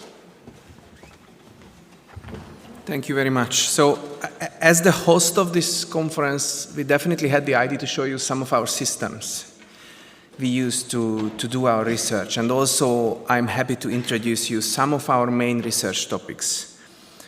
From the very beginning, as I told you, we wanted to find our useful niche in the environment of HCLs and the environment of researchers. And then there is a problem with having a Biosafety 4 as a research lab. I mean, this is not a problem, this is a challenge, that's a better word. So I hope I can give you some ideas what we did in the last decade or more than a decade. Since the very beginning of the establishment of this research group, so at the beginning we were just a research group having a small room and doing some research on viral zoonotic diseases. This is the main point. So we are always into something with viral zoonotic diseases, mostly viruses, but now the scope is more broad than just viruses. So I put some animal logos there so you can follow up our interests. Usually these interests were coming from motivated young researchers. So we have new colleagues, they are very interested in mosquitoes, some of them are very interested like me in bats, and then the other ones are very interested in carnivores. So we always opened more and more chapters of our research. But the main goal was always understanding these zoonotic diseases from the ecological side, through the virological side, to the applied solutions. And then I put this red arrow like on the maps when you are going to hiking. So you stand here. This is the age of the National Laboratory of Virology, having the Biosafety 4, nested in different and diverse research collaborations, and working with all of these animals you can see here. And then the constant question of having a Biosafety 4, and it's not just a research Biosafety 4, but basically a Biosafety 4. So what is the relevance, what are the values, and what are the challenges of having a lab like this? Our lab is one among the few university-based Biosafety 4s. This puts us into a very different situation like a government-based laboratory where they have government funding. This is research-based, so we always have to go for research grants and do the university things like teaching and being part, actually a very significant part of the university environment. And then there is clearly a research relevance. So the main role of a university lab must be research and innovation nowadays. That's a very trendy word too. Another word for research, we used to say. So there is a research relevance. I will speak about this in the upcoming slides. But the main advantage of having a university-based research biosafety 4 is the potential to recognize novel threats. As being a research laboratory, you have a continuous, you must always follow the recent technologies, integrate these recent technologies, and use them to help your research. And then suddenly COVID came and our life just changed. I mean, all of our lives changed. So suddenly we realized that this is not all. There are much more. If you have a unique research facility, like several of you have other obligations. So we were, during the COVID pandemic, we were nominated as the action group for coronavirus research. And there is the word again, research. And then we were standing there at the beginning, at the first couple of weeks, and we were thinking how to be useful in a very different situation than before. And then I think we did our role.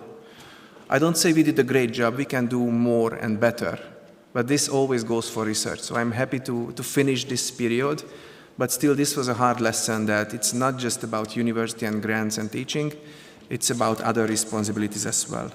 And then we had great experiences on the way in building networks. I love this map because it shows our exact geographic position, and then I think many of you can have ideas about this map. And I think we had the same idea. So we are just at the very border of all the biosafety level 4 laboratories in Europe. So we must do something with our region here. Our region is the Eastern European, Central European, and especially the Balkan region. And we have some colleagues here, hopefully, yes, I see them, from this region, and I'm very happy to have them here because our best experiences came from these regions. And one major example is the establishment of the Balkan Association of Vector-Borne Diseases. This is a very efficient network, and it's way more than vector-borne diseases now, just in 1 year. And then we just made, it was 2 weeks ago, a strategic collaboration with the Brazilian colleagues, which is also very important. So we always find the neglected spots of the world, the laboratories with similar interests, and we are happy to get together with them and figure out solutions and ways to go with them. So National Laboratory of Virology, you heard this term a lot now. This is our system. So we were always into viral zoonotic diseases, but how you put this whole concept into a system? Of course, you check your human resources. What kind of experts do I have? So luckily we have ecologists, zoologists, hydrobiologists, biologists, medical doctors, veterinarians, so many different people. So we figured out why not to make 4 thematic research groups and serving the interest of our researchers and then serving science through this system. So we have a disease vector and disease ecology research group, an outbreak prevention and investigation research group, antiviral and virus host interaction research groups to deal with the question of zoonotic diseases. And then what are the main topics? I mean, we have a number of topics, very different topics, but we have some hopefully interesting or new topics for you as well. So one of the main interests of our Biosafety 4 lab now is the Yoviu virus. I don't know if any of you heard about this virus before. This is the European filovirus. The European filovirus, it was discovered in association with the bad die-off event 2 decades ago, more than 2 decades. And then when they started to analyze the samples, it took nearly 10 years to figure out the underlying virus behind this die-off event. And then, surprisingly, it was a very new virus nested on the phylogeny between Ebola and Marburg viruses, which seems to be a very bad thing. And then since then, a number of functional research were done. And then they also show that this virus is somehow evolutionary between these two. So this is like a mixture or a relative to both of them. It's a nephew of both of them. So we started to look after this virus. We have our biggest experience is with bats and bat research. We have a number of great experts from bat taxonomy, bat ecology, and bat virology, and we have good capacity. So it was easy to look after this virus and check, do we have this virus as well, not just the Spanish colleagues? And then the answer was yes. It turned out immediately that yes, we have it, and then we have it, and then we were able to isolate, and we were able to isolate again, and now we see that this virus is just all around Europe. It doesn't matter where we go, it is there. So it's not just Hungary and Spain, it's literally everything. Wherever this bed, we think the reservoir bed exists, the virus is there.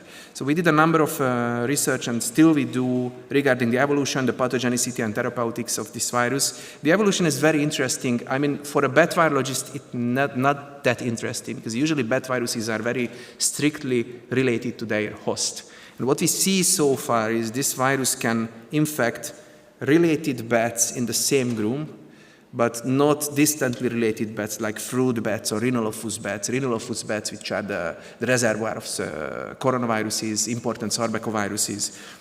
So we see that in vitro, a number of bat species can be infected.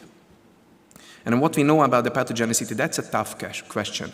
So this clearly points to the limitation of HCl capacities in Europe. So we had to do this research with US colleagues in Rocky Mountain Lab in Boston, because they have the capacity of non-human primate experiments. So most of this work was allocated there, and then what we see is either the model organisms are not good for this virus, the classical models for filoviruses, or it's just not pathogenic. And what we see is maybe it's not pathogenic, but there was an article from Rocky Mountain colleagues where they tested the Thai forest Ebola virus tox. This was only isolated once, decades ago, this Ebola virus in Africa. And then the stock was treated in different laboratories in different ways. And then finally, they tested the two different stocks from the same isolate, and they showed completely different pathogenicity in monkeys. So because of this reason, we will test now more and more isolates of the OVU, and we will try to exclude this possibility of the strain effect. And then the other important topic, and we will actually we have a poster regarding this topic. You can check it with Nipah virus. So Nipah virus is clearly a major risk for the global biosafety and pandemic preparedness. And we have we always do this because we have a very fruitful collaboration with the military now for years. We have a very strong background for field virology, and we always use this capacity to serve and give fuel, like new strains, to the Biosafety 4 lab, and then kickstart new research topic with antivirals and whatever we need. So we started the Nipah project with a very strong field-based investigation, and this is just the brief summary of our concept, how we work on the field. The concept is when you collect the infectious material, you are suited up on the maximum. So why not to use this chance to inactivate the virus right away, and then use the inactivated version in your field lab, because the environment can be very diverse if you go with a field lab to different places, especially in Bangladesh. And then splitting this sample, and then finally, within days, you will know which sample was exactly the positive one. And this serves a lot. This has a lot of advantages, like Nagoya protocol and all the things like data sharing. So all the data can be stayed there. You can do sequencing PCR on site. This is not a problem anymore, and the methods are developing super fast. And then we have the poster, so please try to find it and check it regarding the field operations. And of course, since we are fueling up the Biosafety 4, we continuously have new strains, new ideas, new questions to solve. So this is a very good situation to have a field operation and the Biosafety 4 and be together in this thing. We have a number of in vitro experiments regarding the pathogenicity of different Nipah strains. And luckily, we have very good core facility background, so it's a great environment here in the research center to go after specific questions and then finally serve antiviral research or other in vitro experiments. The other main topic is Kriven-Kongo hemorrhagic fever virus. It's a very actual, very important question and risk to our region here and specifically to our country. Many colleagues here did and published great papers about this virus. So we see that this is clearly coming, and I can't tell you if it's in the next 5 years or 2 decades, but definitely it will be here soon. So we have a very efficient operation using our node and already established connections on the Balkan. And just in a very short time, we were able to reach a number of important results. Like the most important, in my opinion, is we were able to elevate the clinical vigilance throughout North Macedonia where this virus popped up again. And then we were able to literally reach out to all of the most important clinics. And finally, they decided to diagnose and check the possibility of CCHFV infection. And then this is the second article. We unexpectedly, of course, they found more cases because they started to look after new cases. And then we found very interesting reassortant strains. So this is a very interesting story to look after at the Balkans, because if we understand what is happening at the Balkans, we can have an idea what will happen here soon. And then it's also about capacity building. It's also highlighted on the poster, so if you need more details, just catch me or Roland or check the poster. And then the other part of having a lab, of course, is reaching some actual results for the community. I mean, research results are also important to make sequences and establish new isolates. But then finding the most potent antivirals, this is an example. This is a very important goal, and this is what we do with most of the things we have. If I want to summarize in one sentence, our goal with antiviral research is finding those agents, those drugs, which are potentially useful throughout a number of different viral families. So translated to another language, we really want to find the Achilles heel, multiple Achilles heels of viruses through checking and trying to find drugs and novel therapeutic agents. And we have great collaborators here and beyond Hungary, and this is a very interesting topic. And of course, viral zoonosis. So this is not just about the top 5 viruses or top 10 viruses. Actually, the WHO list is now a very long list, so like the top 30 viruses. But it's mostly about RNA viruses and also DNA viruses. But historically, our lab is more focused on the RNA viruses. So for this reason, we have a number of other projects. Which kind of RNA viruses we are into? We are into the risky behavior RNA viruses. What does it mean?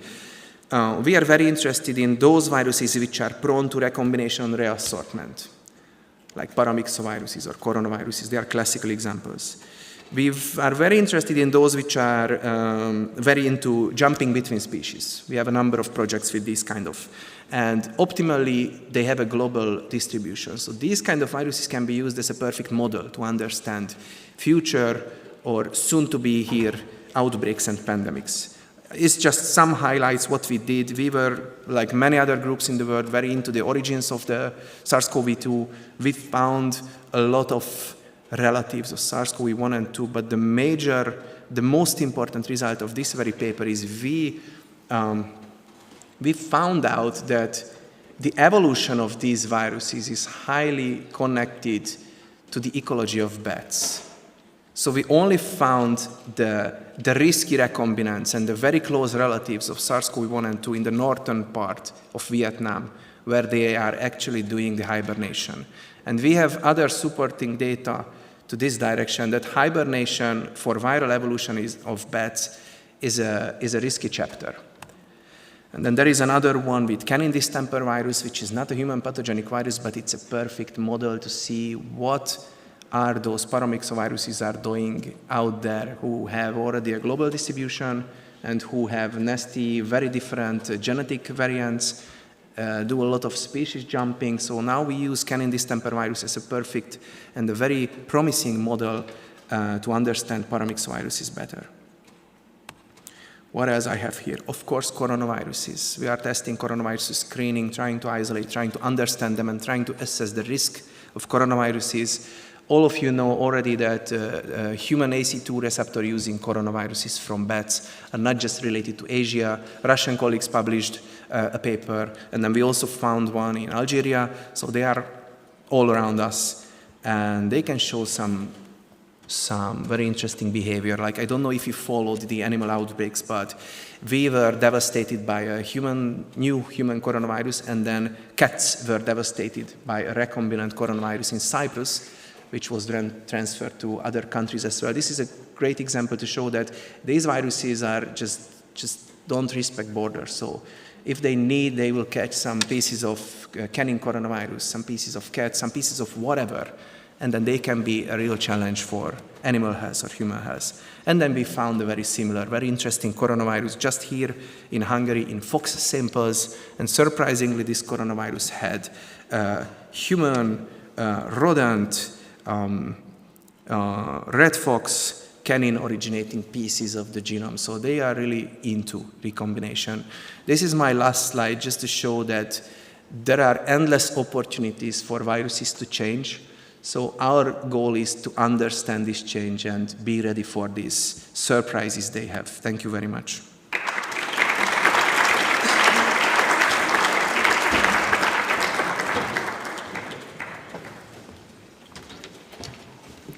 Thank you, Dr. Kemeneshi. And now I give the floor to Dr. Rebecca Halke-Knudsen of VIPSIT to deliver her presentation on practical risk assessment and resilient operations for high containment laboratories. The floor is yours.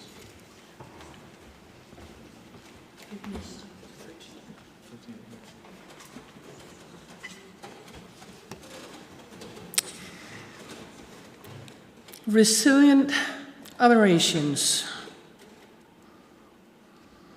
What is that? And why doesn't this one go forward? There it is here. What is resilient operations? Well, if we look at the internet, then we find words like secure, robust, sustainable, crisis resilient, disruption resilient. That is resilient operations in high containment labs. So how do we achieve this? Well, we don't do that when these guys are camping out in front of our gate or even in front of our front door. And they have a tendency to show up at our high containment labs from time to time, whether we deserve it or not. The Guardian wrote 100 safety breaches at UK labs handling potential deadly diseases. These are not the headlines we want when we run our high containment labs, because just when these headlines start, they are difficult to stop. Oh, what happened here? That's interesting. Wuhan is still struggling with a lot of headers. Did they release it? Didn't they release it? Did they release it? Didn't they release it? And apparently nobody knows and nobody can prove. Pirbright faced long scrutiny and several investigations back in 2007, where the foot and mouth outbreak came out. GlaxoSmithKline in Belgium recently managed to dump 20 liters of high concentrated poliovirus up in the middle of Belgium that kind of floated down through Belgium, through Holland and the unvaccinated communities there, and out into the northern sea, well, into the bay, where the whole oyster, chamber where we grow all the oysters for the whole Europe. It is our food chamber for feeding Europe with oysters. They neither were very pleased with those headlines. Right now, in Canada, a new high containment lab construction at University of Saskatchewan is facing scrutiny and pushback. And we meet acronyms like NIMBY. Anybody knows what it means? Not in my backyard. Because we want these high containment labs, but not in our backyards, right? So how do we prevent this type of headlines at our institutions? And how do we ensure that we are in control? And how do we communicate the risks and how we mitigate the risks? Because what we basically want is only come home with a salary and make sure that the environment never would discover we were there. We have an invisible footprint. So are we speaking the same language as those that might write the papers, in the papers about her? When I'm sitting with my family around the dining table and looking lovingly at my family, I said, shouldn't we go on a beach vacation? Wouldn't it be magic? Wouldn't it be amazing? And this is exactly what I'm talking about and I'm dreaming about. This is what my kids hear, and this is what my husband is hoping for. And that means that in our family, we really have a communication gap. But we are sharing the same DNA, and we have been communicating for 20 years. And still, we have a communication gap. So how difficult is it to communicate to other entities and other stakeholders? If we look a little at the communication process, we have a sender and we have a receiver. So we have a message, this is what I mean, and then we might have noise on the line because maybe we are, as a receiver, busy repairing things or even maybe running for lunch. And that means that this is what I heard. The first one is coding. The receiver is decoding. And this only is successful if we have at least some code in common. Because then we actually can create a feedback loop and say, well, beach vacation sounds wonderful. Should we rent a surfboard? Then we can begin to have a conversation. Yeah, no, I would rather just have a recliner. And we can begin to refine our dialogue here. But if we don't have that feedback and we don't have that code in common, we might actually be in the same situation as if somebody spoke Russian and somebody spoke French or somebody spoke Hungarian, because we don't have any code in common. When we communicate, we are the ones that need to be sure that we have some code in common and communicate in a way that the other party understands. Our perspective is that we run our labs like this. The public perception is that they believe that we are running it like that. And maybe we even are being accused of running a lab like that. And it is our job to be sure that we are convincingly giving the community around a good feeling. So what is at risk and what is the risk we are talking about? Well, it depends, again, who we are and what the closest goal to our heart is. It could be the environment that is at risk for poliovirus, for example, company employees and the canteen lady.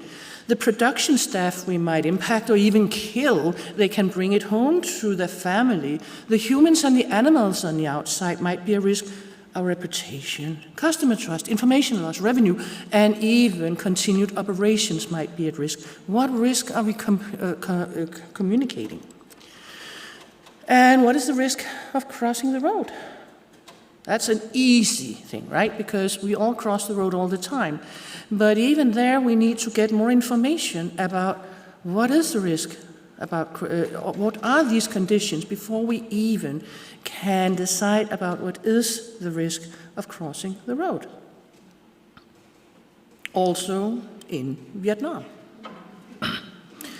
So we have our likelihood and consequence diagram. And of course, we then can look at whether we can run over the road, be very old with a lady with wheels, whether the cars are running fast or slow, and then we can plot the risk in. But is that the risk we want to communicate to the stakeholders or the journalists or whoever is on the outside? Maybe not. So what is biorisk management? Easy. We have an ISO 35001, and before that we had the CWA standards, and it's then there, it is listed what the biorisk management is about. We have long, long lists of good suggestions on how to run a facility and handle biosafety and biosecurity. But biorisk management is also about documenting that we walk our talk, and we can show it if people come and ask us. And it's also about using our money where they matter the most. So when we look at laboratory biosafety risks, on the one side is what we work with, the agents and how we work with them, what procedures. On the right side is the biosafety and biosecurity measures. What do we put in to mitigate the risk? What is it that we can do about the risk? If we use too much money, too many biosafety and biosecurity measures, we just pour money down the drain. And if we don't use enough, well, we might come home with more than our salary. So hazard and risk. A shark is a hazard, and depending on the situation we are in, it may become a risk.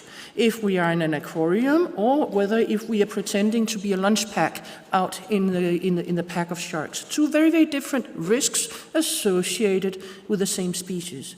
Same with the agents.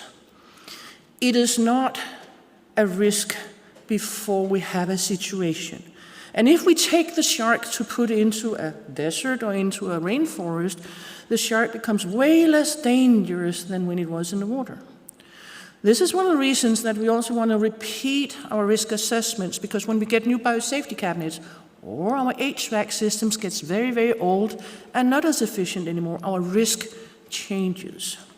Perceived risk is important for us to understand when we communicate, because most of the world's people are afraid of sharks, and not very many are afraid of cows. However, sharks kill less than 10 people per year worldwide.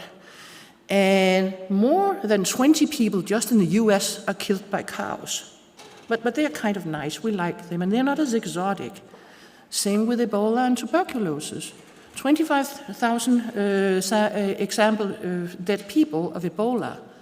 But we are having 1.5 million people dying per year of tuberculosis. But we like tuberculosis. We are used to die by tuberculosis. It is not really exotic, so we are okay with that. So the exoticness or the high containment labness is actually playing a role here because it is unpredictable and new and exotic. I had a colleague that at 3-year-old, he was allowed to watch Jaws. Wonder who those parents were. But for 1.5 years, he refused to go into a bathtub in the evening when he had to go to bed because he was terrified of being eaten by a shark. So fear can be counterintuitive and difficult to handle because we cannot resonate with it, neither when we talk to the journalists. We can have crisis communications plan and healthcare and many, many communication plans, and we can prepare in advance. We can decide to have statements, which is good, written statements, so that we actually have thought about what to communicate. It can create precision and clarity, it's easy to explain. It can be too technical. It can be jargon heavy. It might even be where there is no code overlap at all. And that means that our communication is useless. It can be too long, they can cut it down, it can take it out of context.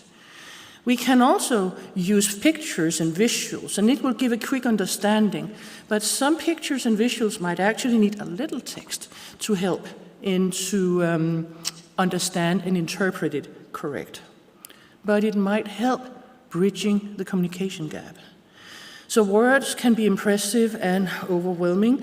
And at the bottom here, we have the Swiss cheese model, where we say we have an engineering layer of control, we have procedures, we have administrative controls. We might sometimes have something that goes through the holes and hit the little fire in the middle. We have an incident. And then on the outside, on the right-hand side, we might be able to handle some of the consequences as well. We can begin to communicate visually. If we take that one step further, we can look at a tool I like very much, which is the bow tie diagrams. So when we have done our very wordy risk assessments, we might actually be able to take some of the high-level incidents. This is a biosecurity incident, and this round orange one, it says theft. How many ways can we lose control of our samples?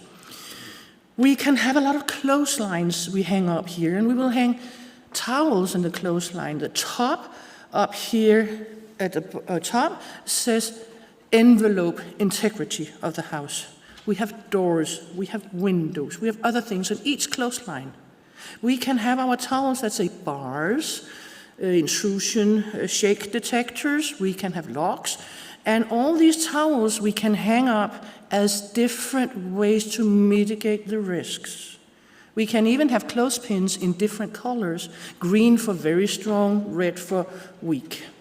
But it means that now we can begin to communicate and say, look how many layers of defense we have for something not to happen. And we can also look and say, whoa, we have 2 clotheslines and there's no towels at all. Maybe we should think about that. We can meet an inspector that says, well, I really would like you to introduce this as well. And we can say, sir, there are 9 towels already. Are you sure we need a 10th here? I know this is what you normally see, but look at the 9 others we have. Maybe this is enough.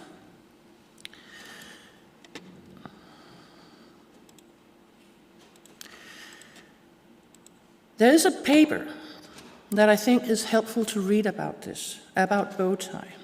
When Pirbright went down in flames, the English authorities came and said, we want the whole Pirbright site bow tied. We want to see bow ties on everything. It's used in the oil industry, it is moving into our industry, and I think it is a very, very helpful tool. So resilient operations, it is about taking charge of the narrative and performing a risk assessment, documenting them on paper, implementing the relevant mitigation measures, follow our biorisk management standards and national regulations, and explaining our mitigation measures for all to understand. And there shouldn't be any questions because we don't have time for that.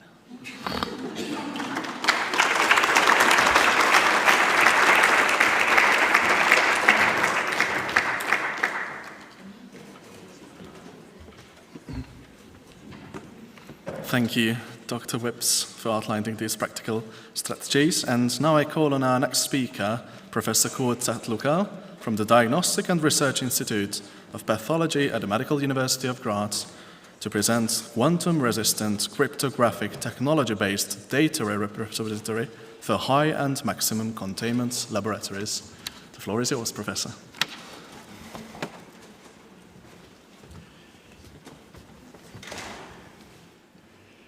Thank you so much. It's a real privilege being here. And actually I have to start with a disclaimer. I have a medical background, actually a pathologist, and you can imagine it's not easy giving a talk on cybersecurity. So, but I think maybe if you're at a higher age, you learn that you often have to do things you have never learned in school or university. So it gives you the privilege, you stay a student lifelong. So, cybersecurity is an important but I think yet underestimated pillar of biorisk management. And here just a quotation of one of the WHO guidelines that highlight safe and secure data management through the use of cybersecurity is an integral part of biorisk management. And this has many implications.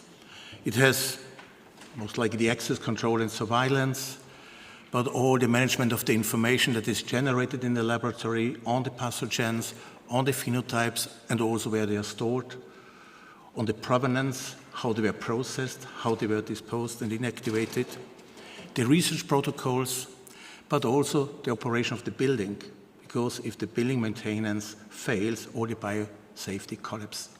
So there are many aspects where biosecurity plays a role. And I would highlight one aspect. This is the role of pathogen sequence data. The pathogen sequence is not only an identifier for the individual pathogen, it also is like a lock, because whenever a pathogen is passaged, whether in a cell line in the laboratory or by natural infection, it acquires mutation. And that's a very constant rate for the individual pathogen. So with the history of mutations, you have a wonderful timestamp of the history and the origin of a pathogen. Furthermore, the pathogen information correlates with the disease phenotype and also can be misused for generating new pathogens in context of gain of function research or dual use research. And this has a couple of practical implications, and I give here just 2 examples. You don't have to read it, it's too small. But one was a very interesting study done by Peter Palese. Actually, he compared the sequence of the influenza strain that caused the Russian flu in the 70s. And he found that the sequence was almost identical to a laboratory strain that was kept in laboratory in the 50s. So it's actually not possible that the virus survives in nature by continuous infection over more than 20 years without acquiring additional mutations. So the conclusion was the virus did not survive in nature, it survived in the freezer, in the laboratory. So most likely, no proof, it's just most likely, this flu was caused by strain that was kept in a laboratory. On the other hand, a more recent example, that's a story from Taiwan. There was a laboratory-acquired infection with SARS-CoV-2, and also there was a local outbreak in Taiwan. And there was the question, was this caused by this laboratory infection? And actually, by comparing the sequences of the SARS-CoV-2 viruses that caused this local outbreak and the laboratory infection, could show the laboratory infection was not the cause. So it goes in both directions. But pathogen sequences are very important information to track and monitor the spread of infections. Now, another important aspect is, again, sorry for the small slides. One refers to an issue that always brought up by Jonathan Eubank. There is increasing concerns that high containment labs pose a risk to society. On the one hand, we need them to handle the risk, but you know all these controversies on Wuhan. And therefore, there is some call, we need more oversight and governance on these laboratories to gain and maintain the public trust to operate them. And there are new technologies that also create new risks. For instance, artificial intelligence. And that's an example from an article from David Baker and George Church, where they really show the risk of using AI to generate new toxins. There is an example, using AI algorithms, you could design new nerve agents that never were available so far. And now it was proven that these new nerve agents are more toxic than what we ever had in hands. And the same can happen and apply to pathogens. Now the question is how we deal with these tools and this information. And in the second report, the call for a repository. We have to disclose in a secure manner where all this information is a very important element of accountability. Because if you dispose this information, it can only be tracked back to the source. And if this is to happen, I think this has a lot of consequences, because if you're fully accountable, you take all the measures you can to avoid a leak. And that's more powerful, I think, than any regulation, law, and supervision. Now, I want to show you some examples how this could work. And actually, we are involved in some projects using new quantum computing secure encryption technologies. And actually, it's a combination of two technologies. One is a cryptographic technique that generates data fragment out of an original data set by using a specific technology. It's not classical encryption. It's actually you replace a certain value by a function, a mathematical function. The simplest way to show it is if you have a value on the y-axis, like on the upper left, you don't change this value on the y-axis, but you describe it by a linear function that crosses the y-axis on a certain value. And any points on this linear define it. So and you need at least 2 points to define this value on the y-axis. So actually, these data fragments are 3 points along a linear function. And you need at least 2 of these fragments to recover the value. If you lose one, you can recover the lost one. If you only have a single point, like you see in the upper right, this does not define any function. It's indefinite. No quantum computer can retrieve information. There is no information in this fragment, only if you combine it. And I think that's a very interesting technology, because it's one of the few techniques that is also proof or secure in a situation when quantum computers become more available.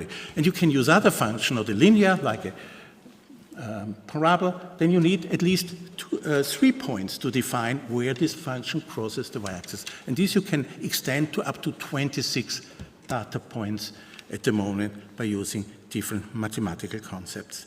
And this is called, by the way, information theoretically secure, an approach that was already developed in the 70s by Adi Jamir at MIT. Now, this can then be combined with another technology. It's quantum cryptography, a special form, quantum key distribution we're using here. This is a way you protect your data when you transfer it to a storage, for instance, a cloud storage. Because you could imagine if, for instance, all the fragments are stolen, when you transfer them, there could be some way you rearrange them. So how you prevent the data fragments getting stolen when they're transferred to storage or exchanged to another laboratory. And here, quantum key distribution is a very interesting technology. It works that way that you essentially encrypt a code into photons with a certain polarization angle. And the polarization defines whether it's a 0 or a 1. You do not disclose the angle. So the recipient applies a random filter. And if it's correct, the photon passes. If it's wrong, it does not pass through. And now quantum physics comes into play. If somebody in the middle tries to catch this information, doesn't know the angle, but if it does not fit, either a photon passes through or not randomly. So you lose information. And that's a way you can monitor whether during the transfer of your information, somebody was trying to steal information in the middle. That's a very interesting technology. And we are now trying to combine these two technologies in context of our laboratory. So we have implemented here a special biosample management system where we monitor all our samples we have in the laboratory, where they come from, how they're processed, what's the fate, what data is generated by the analysis of the samples. And for this, we are using an open access platform, Open Specimen, because this then can be widely used also by other laboratories. And this information then is stored using this cryptographic technology. You see the device we have on the right side. And now, to transfer it, we are now in a program where we use this quantum key distribution technology to deposit the information outside of a laboratory in governmental S3 storage devices. So the government has access to our data, and we cannot change them. So it's, I think, a very high level of accountability that you cannot lose your data, you cannot change them, and the government has a full oversight. The interesting thing is they don't have necessary to be able to read them because they have to combine them. So we keep one fragment on site, but we cannot change and delete this information anymore. And this model we are now implementing on a national level, generating these quantum key distribution connections between Graz, Vienna, and the governmental data center in St. Johann. And this model then can be extended on an international level. And the concept what we are discussing looks the way that you have data storages in different countries where laboratory deposits their data. Nobody can read it, no country.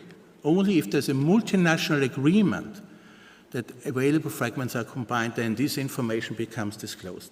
So it does not infringe any intellectual property or anything. It's just a secure deposit of your data. A little bit like a black box of an aeroplane. So that's the model we are working at the moment. The technical implementation looks that way, as already summarized. This way, the information you deposit does not contain readable information, and it needs a multinational agreement to be able to read it. So this could be a nice model for the United Nations or other oversight bodies. So, and there is now attempts to, let's say, extend this national use case on the European scale in context of a European quantum network. Yeah, with this brief view into what we are trying in the context of cybersecurity and biorisk management, just want to acknowledge the team doing the work. It's always a big team, and the project that give you the resources. And we are very grateful being part of ARENA and many of the projects that were able also now, hopefully under the European Defence Fund, and also many thanks to the laboratory here in Page that help us with the management of our lab and providing trainings for possible upgrade in the future. Thank you so much.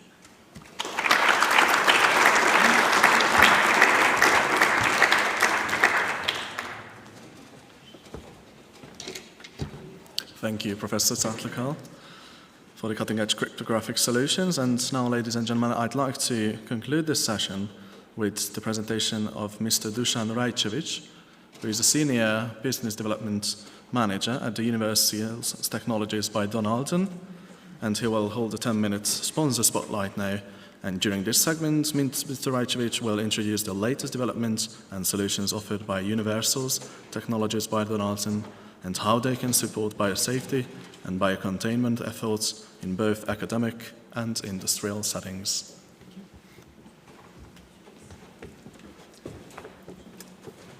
Thank you all. First, a disclaimer. I'm employed by the company, so I'm here, paid for. Also, I know I'm keeping you from coffee, so I'll try to be specific and quick.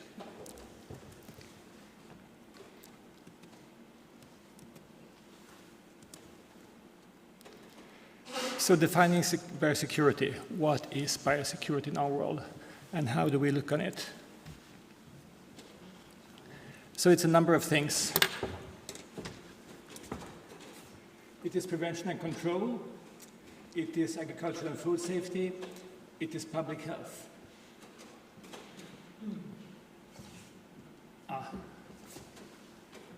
Thank you. Thank you. Does it work? Okay. So in all of this, it's important that we can actually do something to add to the measurement and to the merit, because if we can't measure and distinguish a value, we don't know what's safe or not. We need to be able to apply metrics to our research, to our biology, into our standards, to know that we have something to follow, to know that we have something to measure, and to know that we are either compliant or not. And this is where we very much come in.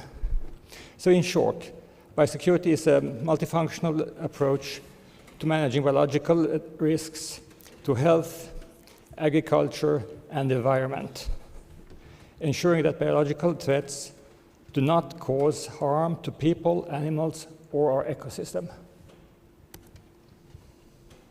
So what is then our story? We are a fairly new company. We started in 2013 based on novel technology on how we could grow cells, expanding biology in 10-fold, 100-fold compared to the systems we have today. But as a young company, we had very little funding. We had a good idea, we had a smart product, so we got a very big financial support from Bill and Melinda Gates Foundation. They said, with this, and when you succeed, you'll be able to set up vaccine production anywhere in the world on short term at high quality. And this is really what we do today. Then the company evolved, and we were bought first one time and then a second time by Donaldson.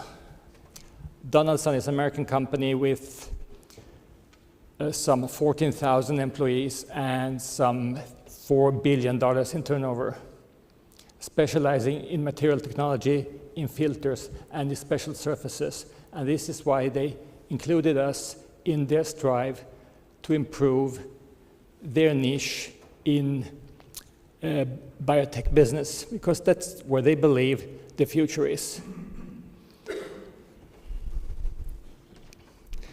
So in that group, we share our space with Purilogics, Isolair, and Solaris, making sure that we can supply not only biological formats that thrives with cells, but also complete systems for cleanup, bioreactors for very large scale, and systems where we can actually count, monitor, and document all biological events that occur during the process.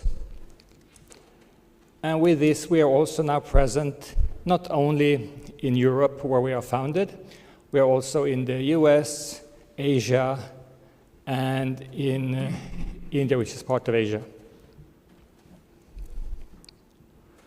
We're working with all cells. Our focus is adherent cells. We can grow almost any adherent cells in a bioreactor, most of them even without serum. We can also harvest cells from our bioreactor.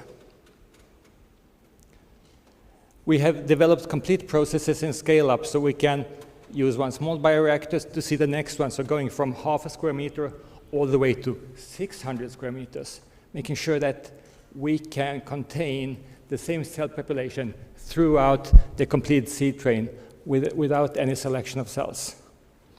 And that means that we keep the complete set of biological information within the population, which is important. And what we make is proteins, we make extracellular vesicles, but we also now make cells for cell therapies. As we speak, we are setting up the biggest platform for iPS expansion in the world. We are preparing to seed 2.4 square meters for clinical use of human iPSs, sponsored by the Swedish government. So how do we do this? So rather than having a solid surface or flask that we used to, we invented the wheel. So we folded the flask or the surface, making it very compact, making it very reproducible, and making it very handleable.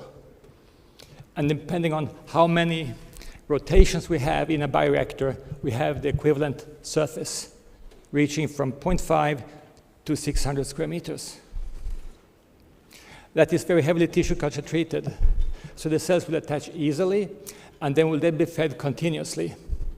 They will be fed continuously, and they will be monitored continuously, and everything will be registered. So our regulatory, both in Europe and US, can approve of the methods and can approve of the standards, and they can approve of the protocols that we have developed and that we're working with.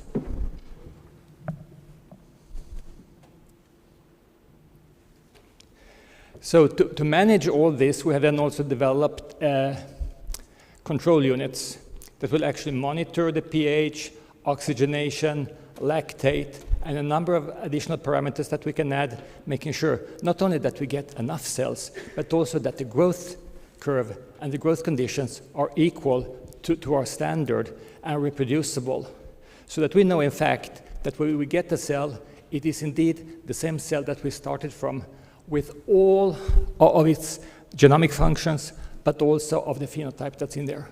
It will work exactly as the original cell, which is important.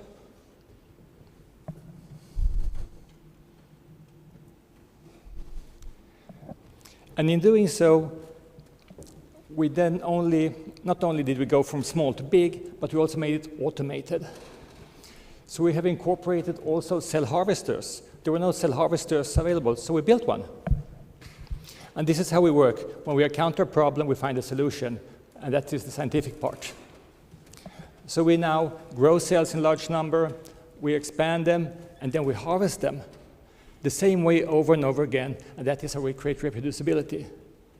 High number and high standards.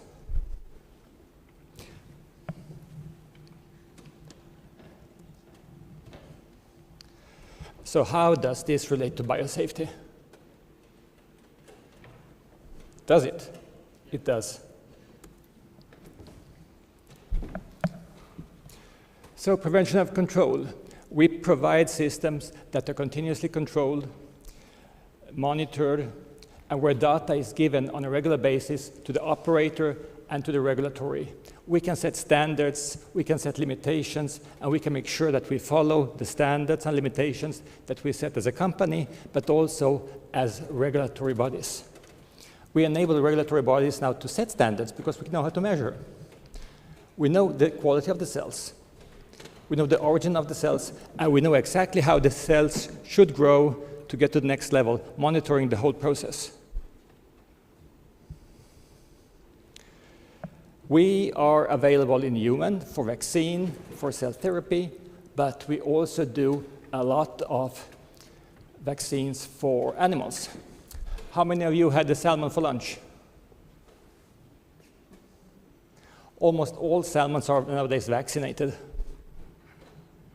They are injected one by one. So whatever we do for humans in terms of vaccine is zero to what we make for animals. But again, it's based on control, quality, and a high number. We enable this. We make this possible. Without us, we couldn't do it. So we make sure that now we have systems that can make vaccines for humans and for animals anywhere in the world, and we can set up a complete factory in 3 months on a space that is not bigger than 40 square meters, which also means that the biosafety level is much easier to handle because it's much smaller. So for any outbreak where we can identify the virus and where we can make a vaccine, we can set up a factory locally in months, not years, and at the same quality with the same standards as we have anywhere in Europe. So this is our bringing it to public health. And then, of course, when we have lots of cells, we can also do organelles. We hope to cure diabetes. We will make islet cells. Actually, we already do, but it's only phase 2.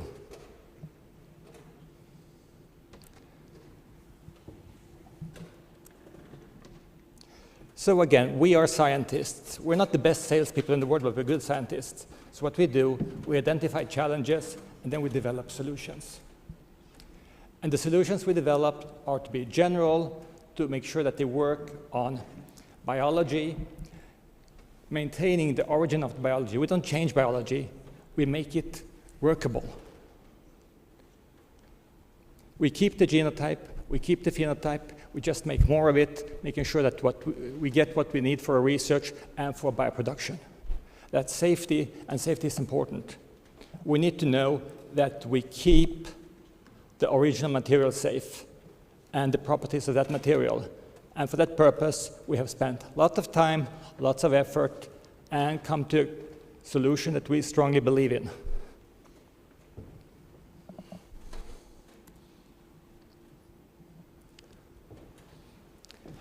Vaccination is an issue, but it's a smaller issue. We understand how to get to the viruses earlier, we understand how to do sequencing, we understand how to work with data, and we now understand also how to make that translated into vaccines and how to make vaccines to market in a very short term.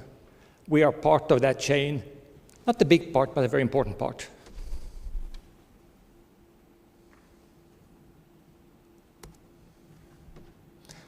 So, who are our customers? Our customers are universities, research centers, pharma companies, international institutions, anybody who feels a need for more cells, for better vectors, for more research, and for higher reproducibility related to an origin that we know, where we keep the origin in all the steps. We use the same platform in all our sizes, making sure that we do not do any selection of the cells. We keep the biology on a native state all through our processes. We just change the number, not the property. And this is a very important factor. And of course,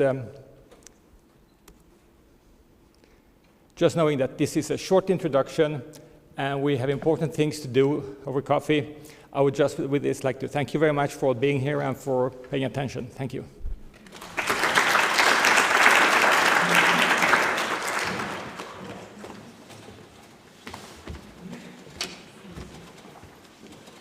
Thank you, Dusan, and thank you, Universal's Technologies by Donaldson, for their generous support. And now we'll enjoy a short coffee break for 15 minutes, and we'll see each other later.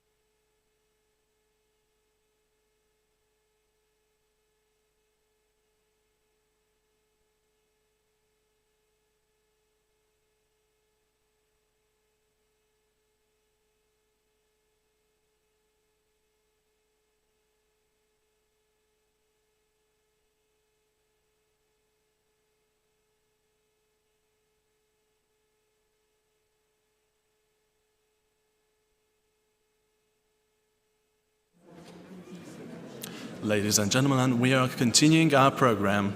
Please have a seat and I'll confer the next presenter. So we will now listen to a keynote presentation by Dr. Evelyn Kampert of the European Biosafety Association, EBSA, and her presentation is entitled European Biosafety Strategies and Practices, the Role of EBSA in Creating a Safe Laboratory Environment. Let us welcome her.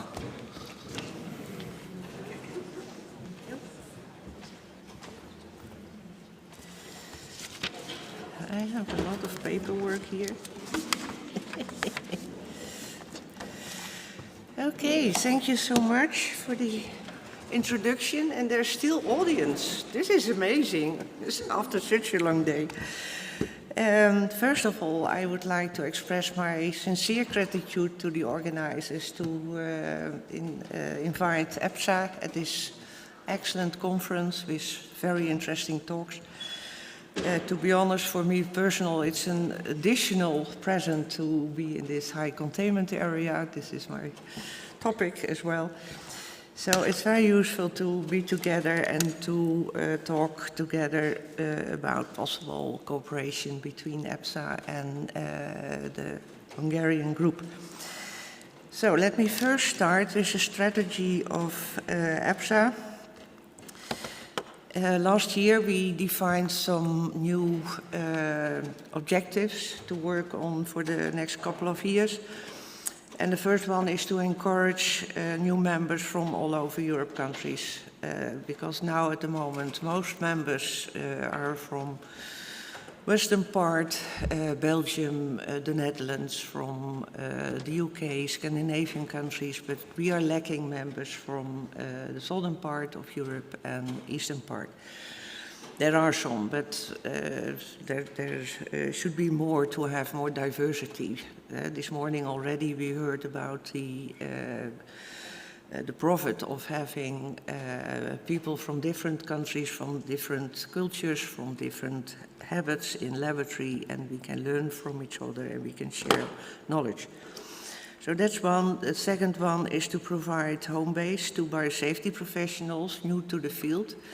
Meanwhile, our association is almost 30 years. Next year we have the anniversary.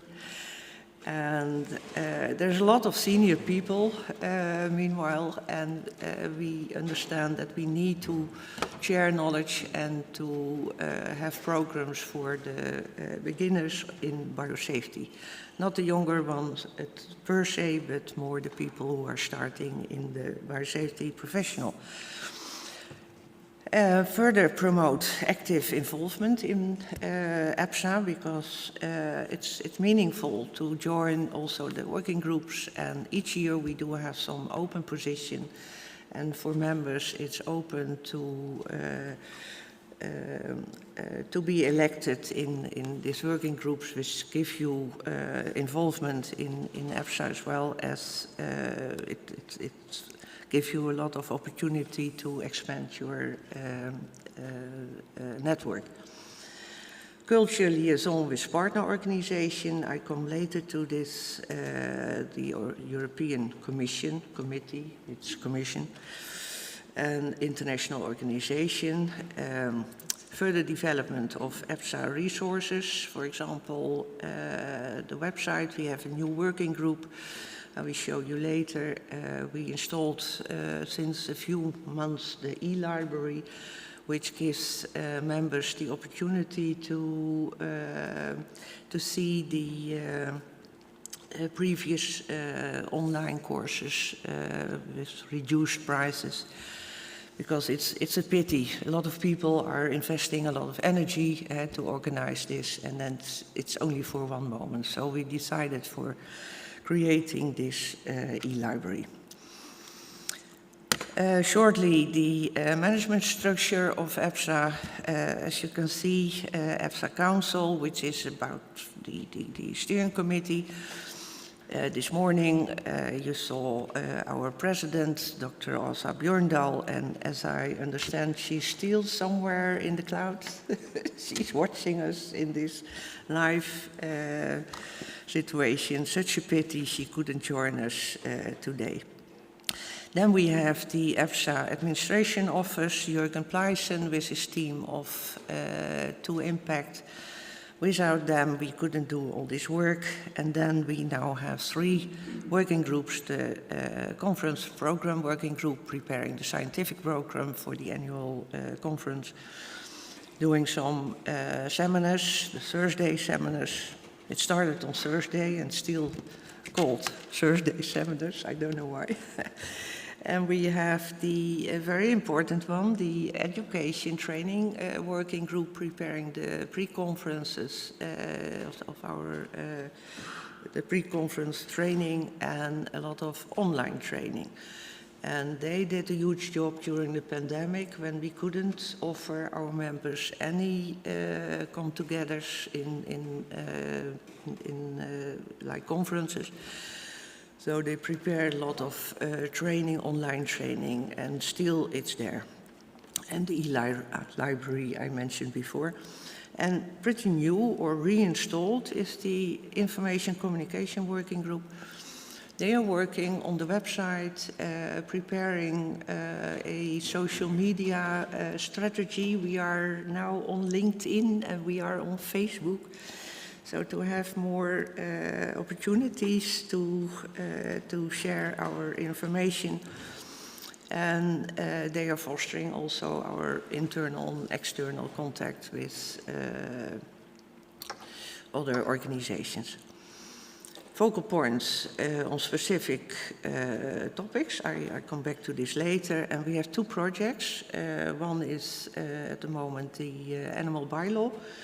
And another one is about the biocides. And those 2 project groups are working together with the European Commission because as we all facing this huge problem about the use of disinfectants because of the biocide legislation. Environmental issues is dominant at the moment in Europe and we hardly can use the disinfectant we were used to and which were validated for the infectious material we are working with. So that's an important issue. Meanwhile, EFSA is a stakeholder, as it calls, so we are informed in time when there are changes in the directives of the European Union, so we are able to review new proposals. And of course the members, a valuable part of our association. As you see, 620 people are members, 25 corporate members, 7 honorary members, and 49 countries are represented. That means more people, more countries than just the European countries. So that's all over the world, but not too many, but still we have the possibility to reach out to also other networks. Various sectors are included, the academic, clinical laboratories, but also veterinarian laboratories as well as plant research, industry, pharmaceutical industry. There was a boost of them after we started with polio and with the vaccine industry. And also regulators are included in our membership. And in a way, this is very helpful because you have a short line to discuss also the legislation together with the people who are performing the work. International contact. Well, today we heard already some of them. The World Health Organization, we have quite good contact with them. We have also a focal point or a liaison. That's a person in our association who has a direct line to this organization. also to the World Organization of Animal Health, the WOA. It's hardly impossible to pronounce this abbreviation now. The contact with the European Commission, I mentioned already, IFBA, of course, and we have someone who is representing EPSA in the discussion in ISO, the VP, the Working Group 5. They are working on the implementation of the ISO 35001, which is the biorisk management standard. Also the CBRN. Now we are lacking at the moment a focal point, but we are looking for someone to have contact, because then the line is shorter and we are able to act on changes or to bring in some issues from the field. Well, the annual conference I mentioned already, it's quite similar. We're sure your program today and tomorrow. You had also pre-conference. We have 2 days of pre-conference, 2 days of scientific program. We have a keynote lecture, which is called Chris Collins, a member with outstanding work in EPSA for a long time ago.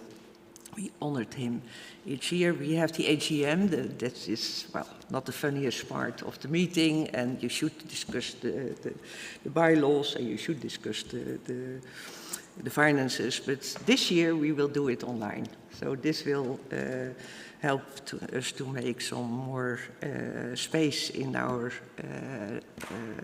conference program, because that's something. Each year we have our evaluation forms, and the members always ask, give us more time for networking. And this is a very, after learning, networking is also a very important part of our work. The partner organizations I mentioned before, there's a lot of them. We have agreements, we have certain cooperation. As you can see, the American Biosafety Association, IFBA, of course, Elizabeth Griffin Foundation, but also in Europe, Swissnet, well, Georgia, I cannot mention them all, but this is something, and we discussed already before, maybe this is good to have a discussion with EPSA and how we can come to a cooperation with Hungary for the near future. That would be very nice. So, coming to the key elements of the role of EPSA, that was the question, how to create a safe laboratory environment. And still, I think safe training is the key of all of it. To share knowledge, to discuss best practice and in biosafety and biosecurity.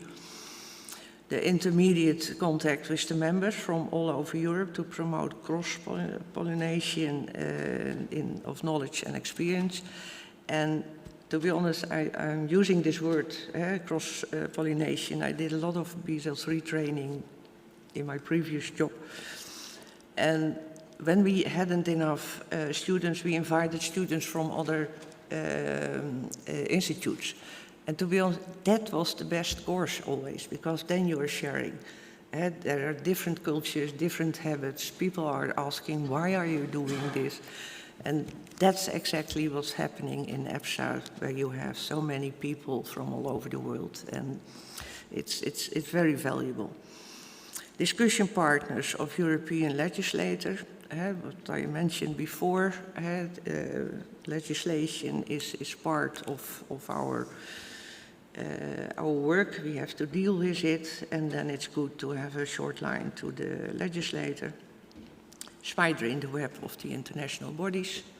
The overview I gave you and the focal points and liaisons we have in those important international bodies related to our work. And the encouraging of the dialogue on developing risk-based and evidence-based biorisk management approach in Europe. Well, risk-based, this is something we are working on it already for a long time, not only during the work we are doing, also during the preparing, for example, you have done it here in this place to prepare a high containment facility. You should have risk assessment all over every issue. Is it the autoclave? Is it waste management? Is it working with the pathogens? Is it the HVAC? We need risk assessment procedures. On the other hand, and that's a bit conflicting, we are dealing with, in Europe, we are held to the directive of the workers' protection, where still we are dealing with the risk classification of the pathogens. And this is a different approach from the WHO manual and monogram about risk-based management. Evidence-based biorisk management, that's something we all would like to have. It's not still there. When we look back the last 30 years, all the measures are growing and growing and growing, and sometimes I think when we make it too complex, we introduce another risk. So simplicity is the key. But the higher the risk, we need additional measures. So that's for sure. But you will all remember the huge discussion we had during the COVID pandemic. Was it a droplet? Was it airborne? Was it airborne? Was it a droplet? And that all had to do with what kind of mask do we need. So it's important to know the properties of the agent and then building on the risk, the evidence-based biorisk management approach. So this is it. Thank you for your attention and hope to see you in Maastricht when we have the EFSA meeting in May this year. If you have any questions about EFSA, I will be around, so please contact me. Thank you so much.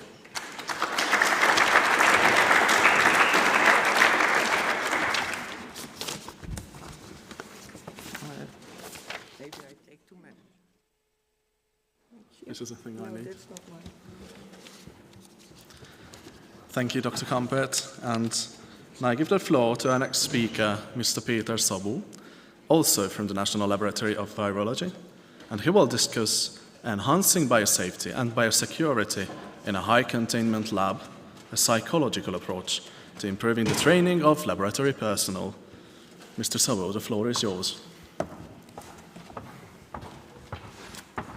Thank you.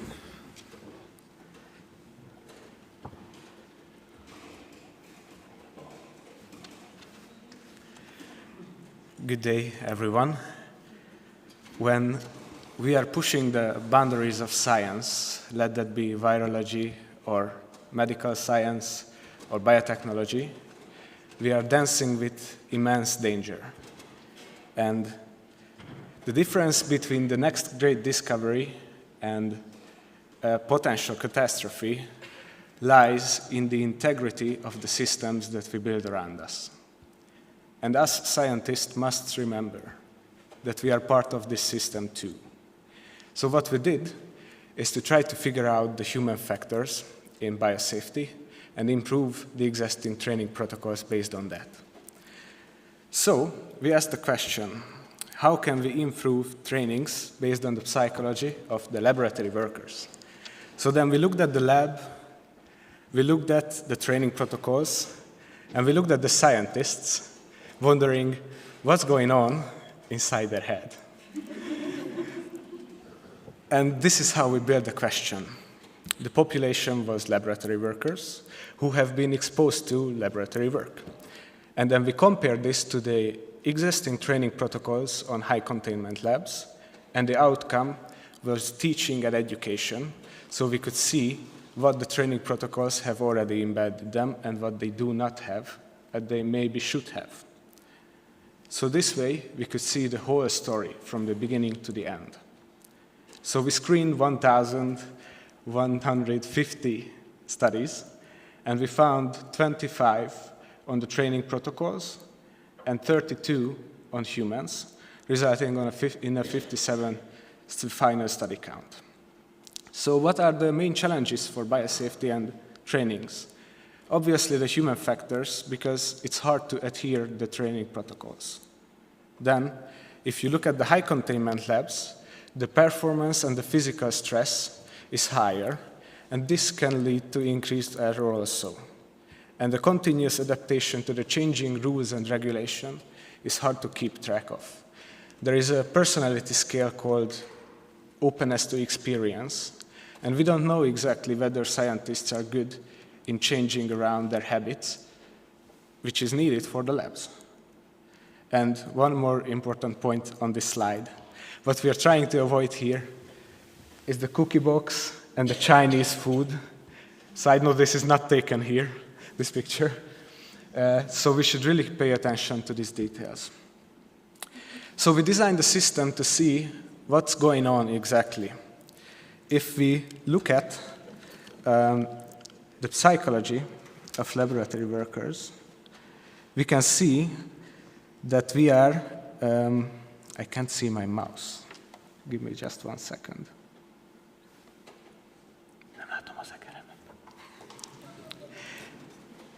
Anyways, if I manage to click, I can see when I'm clicking. If I manage to click here on the 12-item general health questionnaire, then you can see that this system shows me that the data is from 2024. It's with a large sample size above 100. And you can see, if I were to click here, there you can see 43% of laboratory workers experienced significant psychological distress due to increased workload during the pandemic. And these are things we have found repeatedly through the literature, yet they are not addressed in the training protocols at all.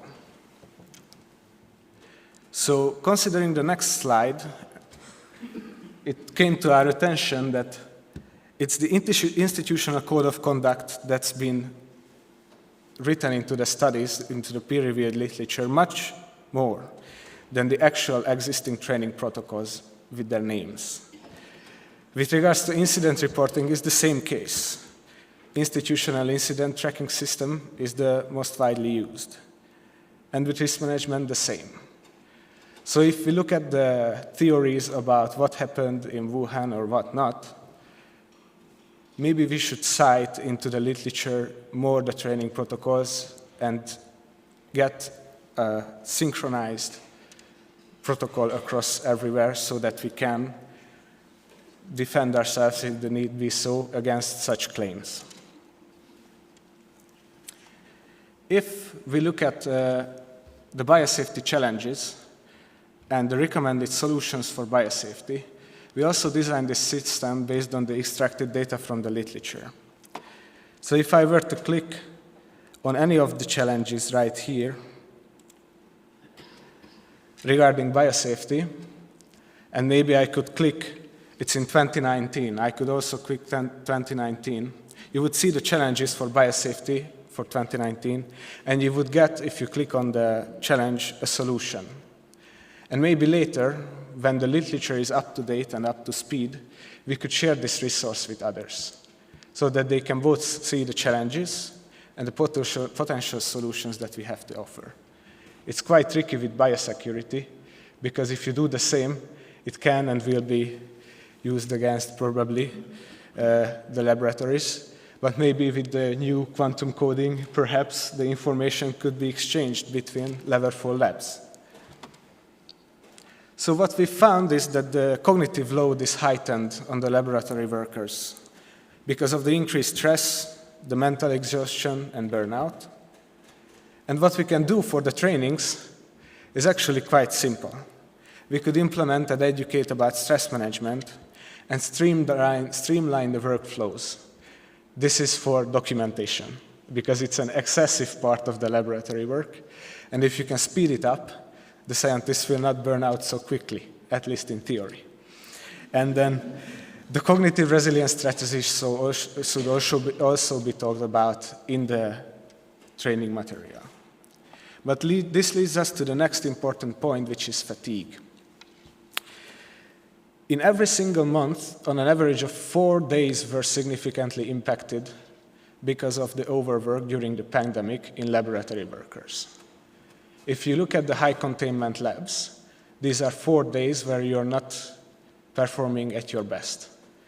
And I'm sure every one of you had some days when you were just staring in front of you and the things were going on around you and it was really hard to concentrate or react at all.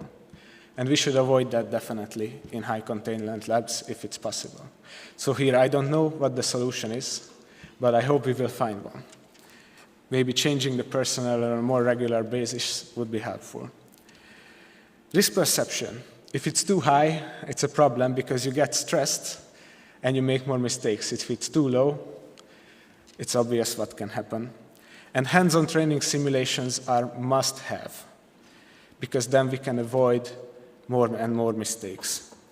And structured inspections are also important because this way we can make sure that it's not a fear-driven overview of the leadership that is making us follow the rules, but rather that we are reporting what we need to report at the time when we need to report it.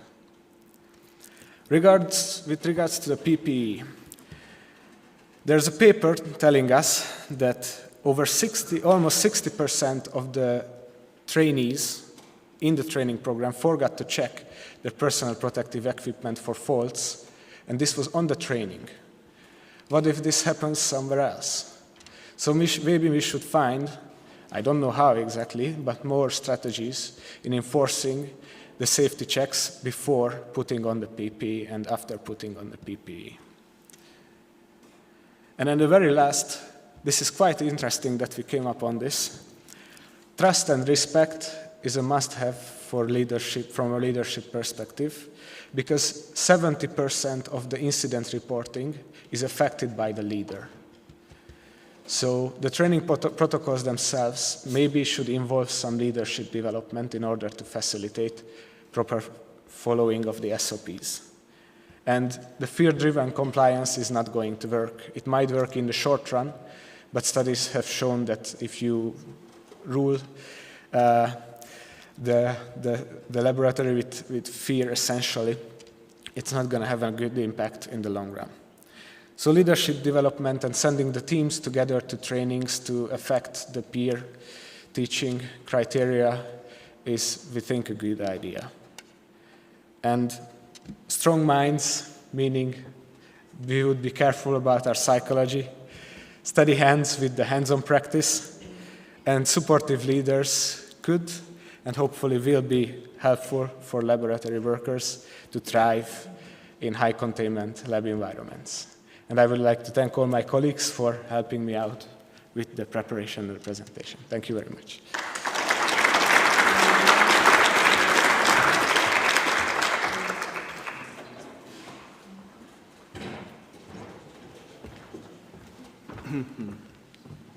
Thank you, Mr. Sabo.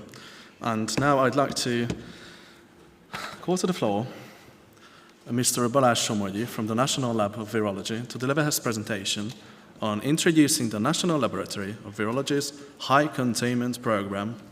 The floor is yours. Thank you, it's me again. Before I start, I just want to make a context about Peter's presentation.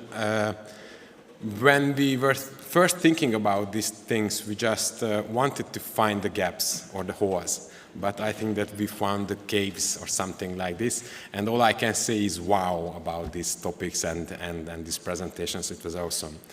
Now back to the HCL program because it's related to something makes everything better in the world of high containment and maximum containment things and facilities.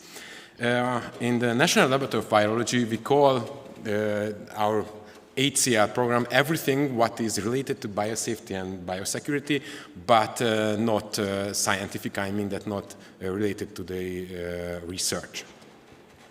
Yeah, the second thing. How it started? At the beginning, as we told you, we had a BSL-3 ready to upgrade to BSL-4 lab.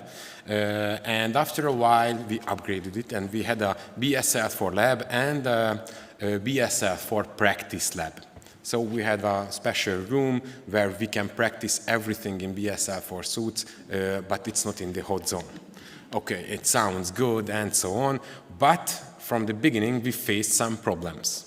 For example, what kind of certificates can we get for this facility, BSL-4 facility? Or where can we continuously train our laboratory staffs? So because of this, we started something, and after a while, it getting be something bigger, and I think that we are on a good way, but we will see it. But the core element of this program is our BSL-4 lab. You know, oh, something is, sorry. Maybe you can help me because I stepped the slides, but it didn't work here. Sorry. Oh, that's my mistake.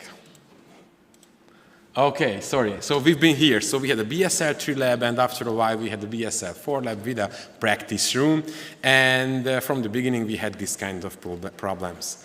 And I've been here. So the core of this program is our BSL-4 lab. And as Gabor showed you, we had this map. And you can see that in this region, there is no BSL-4 labs. And I think it's not a big problem because we are here and there are other BSL-4 labs who can help with these kind of things.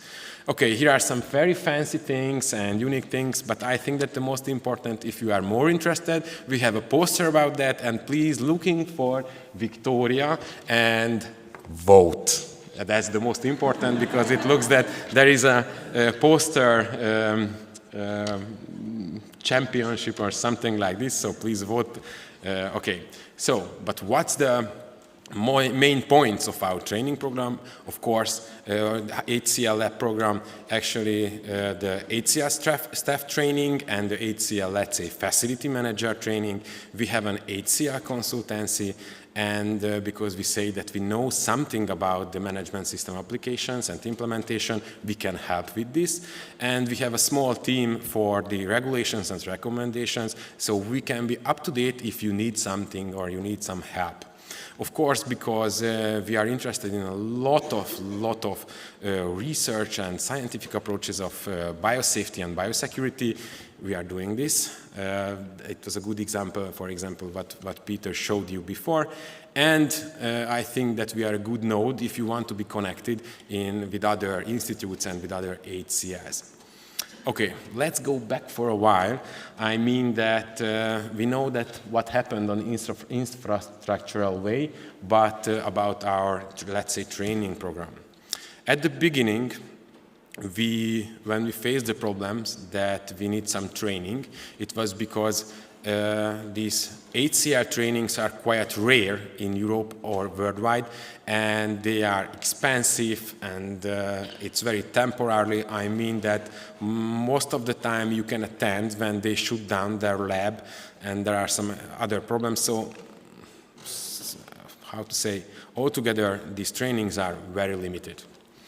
So we started it, and at the beginning we had the training for BSL-3 laboratory workers with some addition of risk assessment and some basics of biosafety.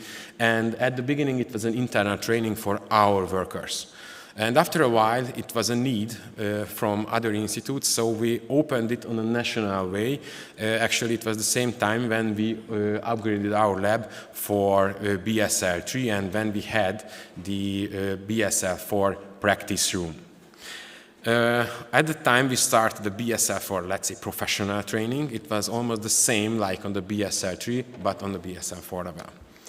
And after a while, we were just thinking again, and we said that, okay, it's time to separate two lines of trainings, one for HCL laboratory staffs, and one for the, let's say, the background, advanced biosafety, advanced risk assessment, lab designs, and so on. And when the National Laboratory of Virology founded, we said it's time to be international. So we opened our facility for international, so for other institutions from other countries too. Yeah, sorry, I forgot this. If you want to know more about our training program, we have also a poster. So please looking for Christina Leiner and vote. That's very important. Some basics about our training, you know, I think that it's some, let's say, very common thing. It contains a lot of things about the basic regulations and requirements and regulations. It contains a lot of good microbiological practice and procedures, focusing on PPA things and a bit about the biosafety manuals and biorisk assessment. And we started to develop a very important part in this training program. This is the FBS, the field biosafety, because you know we have a lot of field works and we know it's a very important thing to manage these kind of things. The other part, I mean that the other module, the other training is the HCL specialist or facility manager training. It gives you a complex background about the guidelines, recommendations, about more important, but more information about the lab designs, advanced risk assessment, and a lot of things about biosafety, and a bit more about the field biosafety. I think this program is quite successful because from now we had more than 30 attendees from 6 countries. So I think that we are quite successful, and our last training was less than a month ago, I think. And we had some changes in the training program because last year was a bit hard for our institute, but we survived, and now we are on the good way again, but on a higher speed. So, of course, the training program is nothing alone, so we need some stamps and we need some papers that what we are doing is good or we are competent in this case. So we have a lot of certifications, let's say. We have a new quality management system certified, but everything started when we faced the problem that in Hungary, if you want to provide HCL research, possibilities, so we want to deal with only with research, you can get some, you cannot get certification for your facility. And we had to deal with that. And the only way what we found is that there is the ISO of occupational health and safety, and we started to deal with that with an additions of the biosafety handbooks. I mean that in the beginning it was contained a lot of elements from the BMBL, and actually it was almost something like biorisk management ISO something, but at that time we didn't have the new ISO system.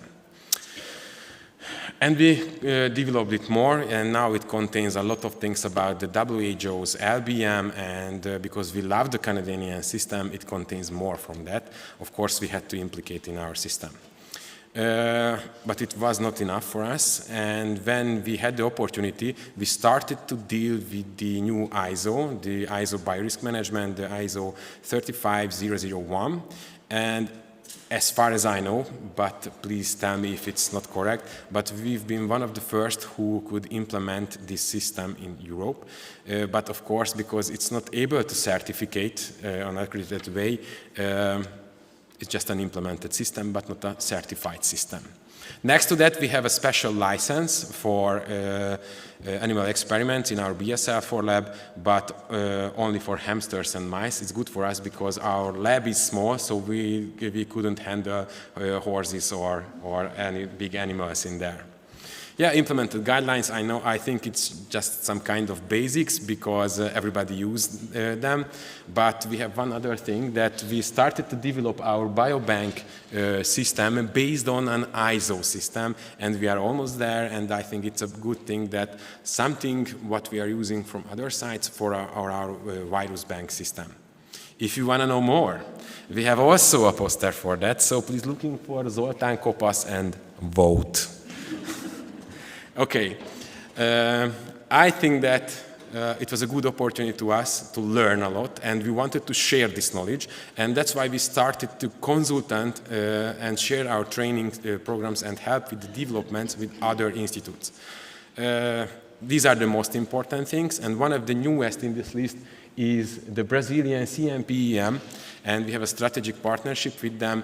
And in the near future, we will have a harmonized common training program with them. It means that we will teach the same here as there. So something is on the road, and the finish is on on the year, so we are almost there. Okay. As I mentioned we want to be a part of the international network. So now we have members in EBSA, and we have to double it in this year. We are connected with the EBSA International. One of our biggest aim is that we would like to join to the arena. And because we have some other opportunities, I think and I hope that we can join to the IFB also with another association. And this is not the end of the story, because just yesterday we get the letter of acceptance that we are the member of the Interceptor network also, and we are very proud of that.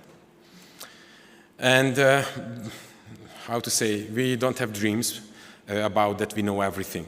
We need also helpers. We have to train ourselves too. We have our inner train the trainer programs and so on, but we have some very good helpers, and thanks for them. For example, we have a very close connection with the CDC, especially in the fields of field biosafety, and they give us some biosafety advice. And the good news is that we help them a lot in case of some missing points and some advices.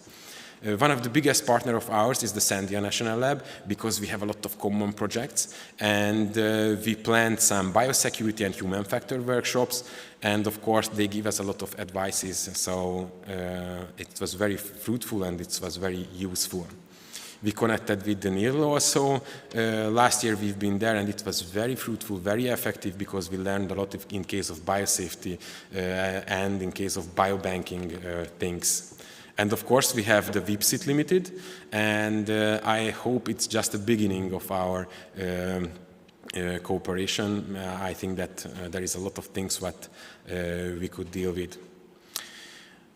Just the most important HCL, common HCL research programs. As you can see, we are almost everywhere, but let me highlight the common work with MedUnigrad, and with the National Defense Forces we are connected. They attend our training programs, and we learned a lot from them, and it's just the beginning again. And also, I have to mention the Balkan Association on Vector-Borne Disease, because it's also a huge opportunity for all members in it that we can work together. If you want to know more, you can find me or Gabor, but please don't vote, because we don't have posters about this. Thank you so much.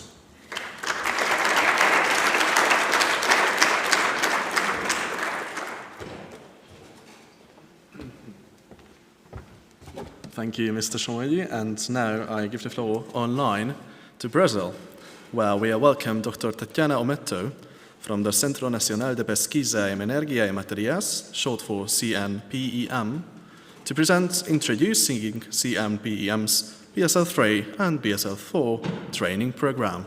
So now an online broadcast.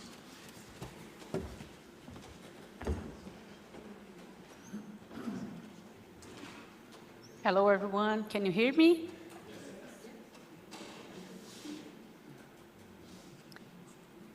I hope you can hear me, so I will start here. First of all, I want to say thank you to Balazs to come here to Brazil some days ago, and to invite me to speak a little bit about our training, biosafety training, and it's a pleasure to be here with you. So I will start, but before to talk about the biosafety training, I needed to introduce you a little bit about CNPEM and our new project about the Orion project, and I have some slides about this. So CNPEM is a non-profit private organization supervised by the Ministry of Science and Technology here in Brazil. And we have different labs here, national labs, and with focus of bioscience, nanotechnology, microscopy, and Sirius. We have Sirius is the synchrotron beam lines here inside the CNPEM. And you can see here is a light source with 4 generations. So we are the first one in the South Hemisphere, and we have just 3 of this kind in the world. So it's a very, very huge stuff. It's the biggest scientific project here in Brazil, and all the beam lines inside the Sirius is still running.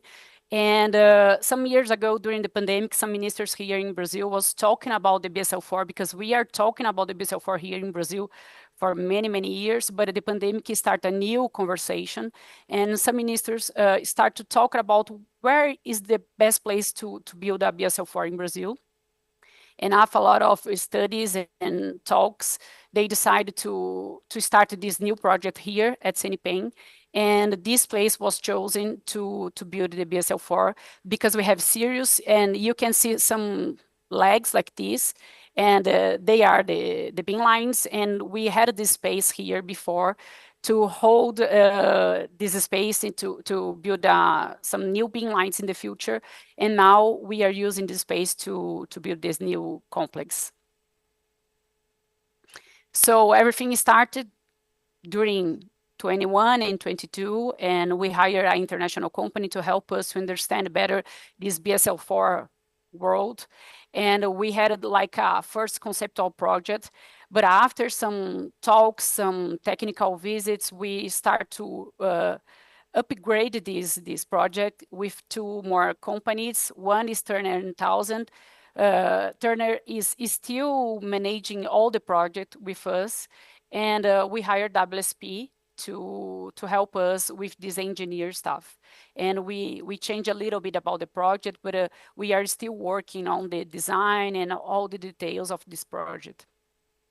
So now we have something like this at this moment, and Orion will be connected with Sirius and will be the first of this kind in the world. And the idea is to have 3 beam lines connecting Sirius, go inside the Orion in the BSL-4 lab. And the main idea is to have the 3 beam lines, because one will focus in small animals, another one in cells, and another one in tissues. And here you can see just a small picture about this idea. Why Orion? Because we have Sirius here because it's the brightest star in the sky. And now we have 3 beam lines connecting Sirius. So if we look to the stars, you can see the Orion's belt constellation, and you will find 3 stars. And if you put a line in these 3 stars, you will find Sirius. So because of this connection of the BSL-4 lab with 3 beam lines, we put the name of Orion about this new lab complex.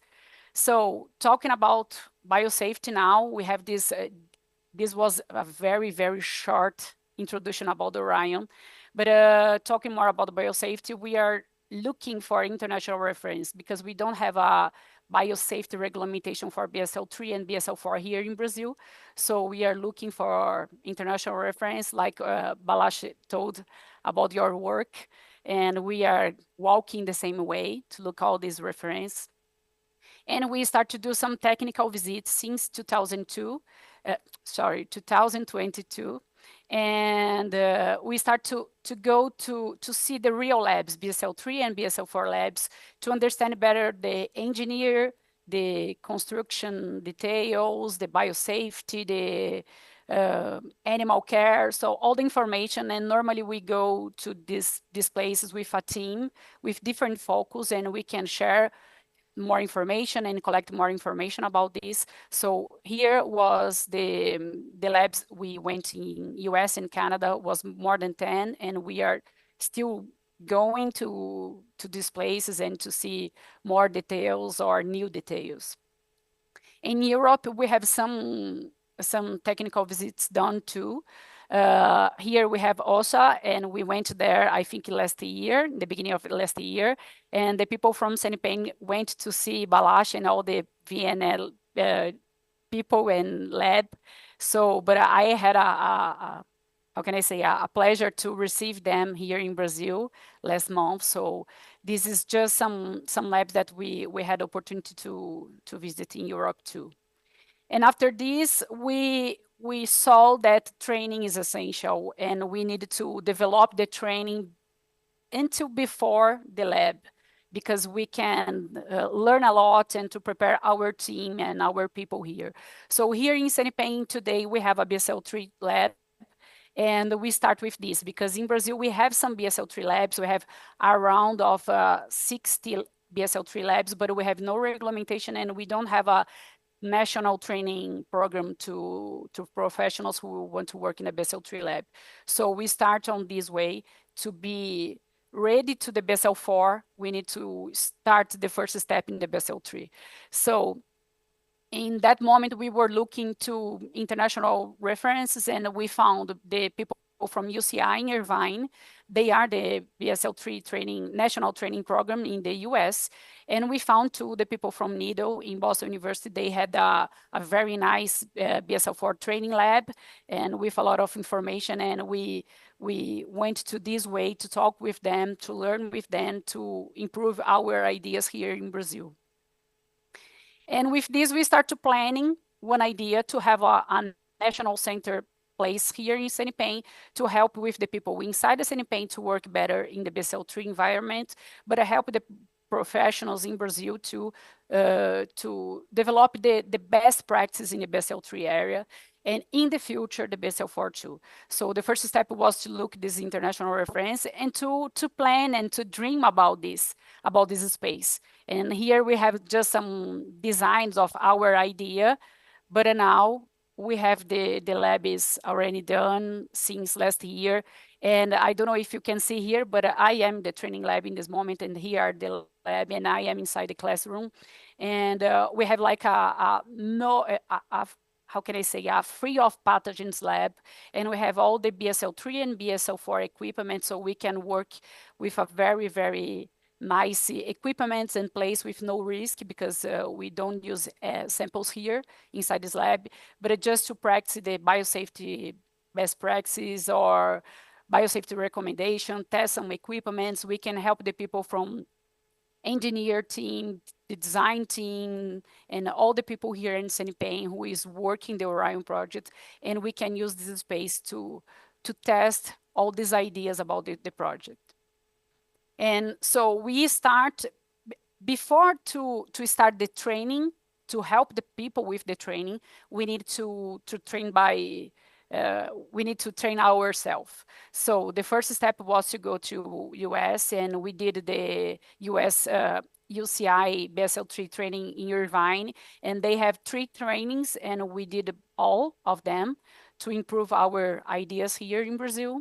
And the next step was to go to Canada, because we don't have the Brazilian regulation. So the idea is to collect all the best information if all different regulations to improve our ideas here and to create the best way to work. So we went to Canada sometimes, and to start to talk with the people there, to understand the biosafety practices there. And we did this international containment operations and maintenance workshop, and it was amazing. They are very nice guys, and we still talking with them. And now we are sending some biosafety and engineer teams to do this training again, to develop our ideas about our Orion project, and to improve our training, BSL-3 training program too. And after this, to go to US and to go to Canada, the idea was to bring the people from US to come here at Senipen and to train our people here, not only the researchers, not only the biosafety team, but all the teams. So we have the people from operation, maintenance, occupational safety, engineers, and researchers in biosafety. So they spend 1 week here with us in Brazil. They came with all the equipments, and was the first week of use of this space. So it was amazing. And we had this opportunity to have this international training here in Senipen for our people. And after this, we can learn more and share more information, a real good information with the Brazilian society. And after this, we start to develop our training program here in Brazil, and to give some BSL-3 trainings for the Brazilian professionals. And now we have a lot of people here in Brazil doing this training, and it's a very nice training, and we are very happy to help this Brazilian professional with different institutions here in Brazil. And all the people here are very happy with this opportunity to help the Brazilian Society of Biosafety. And the next step was to start to learn more about the BSL-4 training, because here in Brazil we don't have. So the idea was to collect the best information about BSL-4 training outside Brazil. And we already had this contact with the people from NIDO. So I went there last year, no, in 2023. And I spent that time there with them. And I had the opportunity to do the BSL-4 training in the training lab, and after go inside the hot lab, and it was an amazing opportunity with a different focus of training, and to have all this information to come back to Brazil and improve our discussion about the Orion project, because I had the opportunity to change my point of view. It's not only the paper idea about the regulations and all the manuals, but I had the opportunity to go inside a real lab, talk with the people who was working inside the BSL-4, look at the people working. So it was amazing an opportunity to improve our discussions here.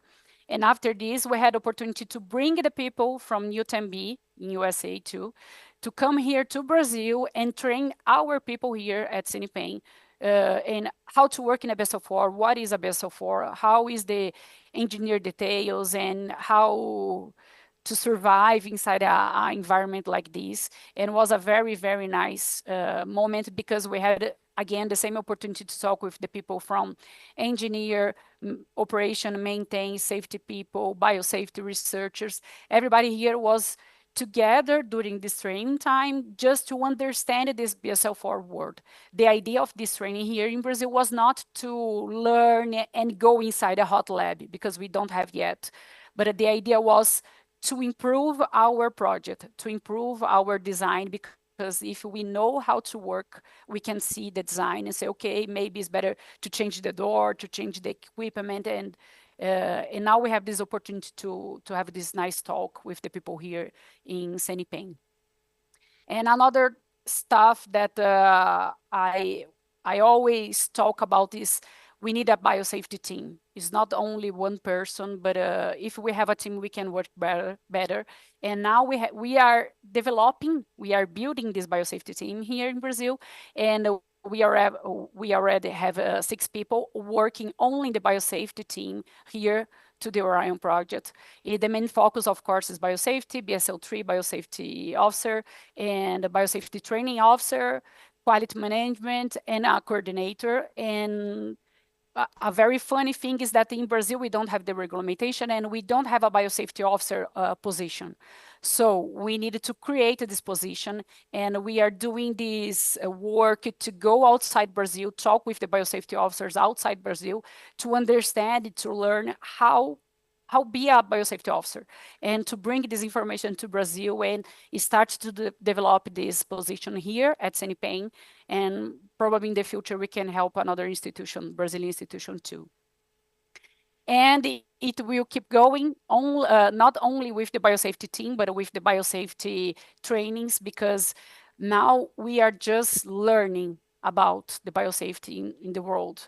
And so we are just in the first steps, and I hope to have more time, to have more information and learn with all of you, because I know you have a lot of experience, and will be a pleasure to have more opportunities to share this information and to learn with this kind of BSL-3 and BSL-4 labs in the world.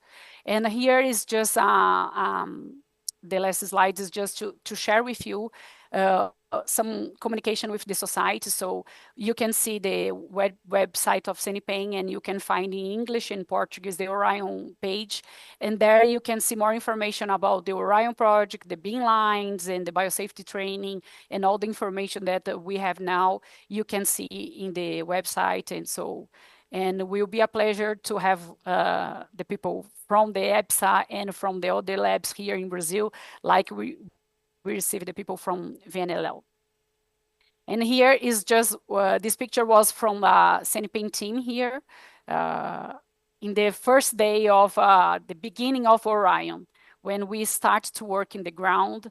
And it was a very nice moment to celebrate Orion, actually. But now we are in a lot of people working to the Orion project, and we are sharing this information with a lot of people too. And we are collecting this information too. And I think this is the best part, and to study more about biosafety and the BSL-4 world. And I want to say thank you again, Baloch, and thank you all to have this opportunity to talk a little bit with you. Thank you.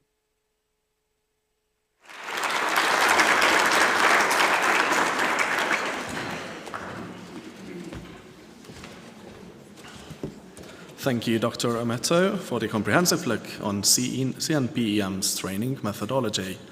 And also online, Dr. Julia Riegel is joining with us from the Diagnostic and Research Institute of Pathology at the Medical University of Graz, who will present Biosafety in Pathology, Challenges and New Opportunities. Dr. Riegel. Hello. I'm not sure if the screen is shared because at least I see still the previous presentation. Yeah, we hear you all right, and we can see you too. So we see and hear you loud and clearly. But she was saying that it's the previous presentation. Right, yeah, I didn't hear that. In a moment, we'll fix that.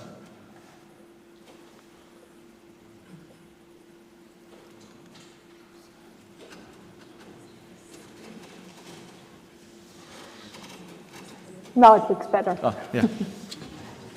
Great, thank you. So first of all, thank you very much giving the opportunity to have a talk at your biosafety conference.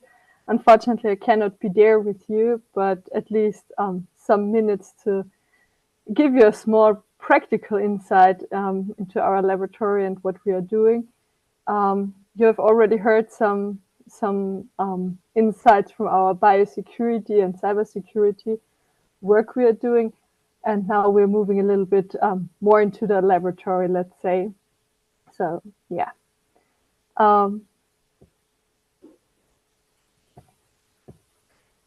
First of all, short introduction as well from my side about the facility itself. So the Medical University Graz is, as a university, a quite young university, so founded 2004, but existing as a faculty since the 19th century, so also quite experienced, let's say.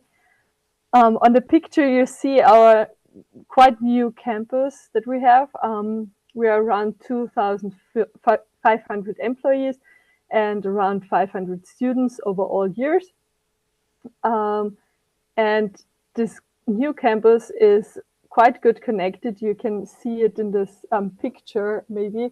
There are some bridges, and we are quite good connected also to the clinical hospitals. So our focus is now really on the, bringing the things together, the clinical part with the research and the teaching methods. So this is a main goal of the university and why we are embedded in this clinical setup. Our institute is, as mentioned, the Diagnostic and Research Institute of Pathology. And also a small disclaimer, you will maybe see later on also some pictures of tissues. So if somebody is afraid or don't feeling very well with this, I will give you a short notice and then you can close the eyes. Yeah, the Research Institute of Pathology is also part of the Center of Molecular Biomedicine. So this are 4 institutes: forensic medicine, pathology, human genetics, and hygiene, where we are quite working together in a overall goal with a focus on disease research and diagnostics, of course. So it's very combined, everything that all research results that we are gaining within our groups should somehow feed into the diagnostics or also therapy and teaching methods. And also, as mentioned, we are very motivated to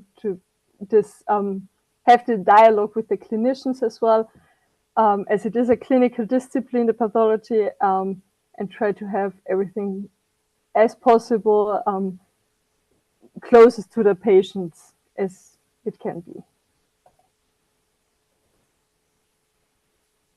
So then, within this institute within the Center of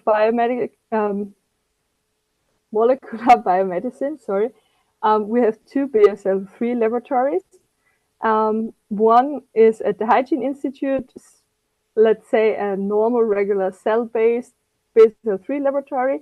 And then there is our somehow advanced BSL-3 laboratory / dissection room.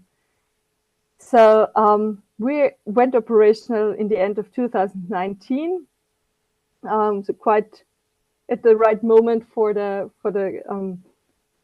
Corona pandemic. We have done our last validation tests, and then the pandemic hit us in Austria.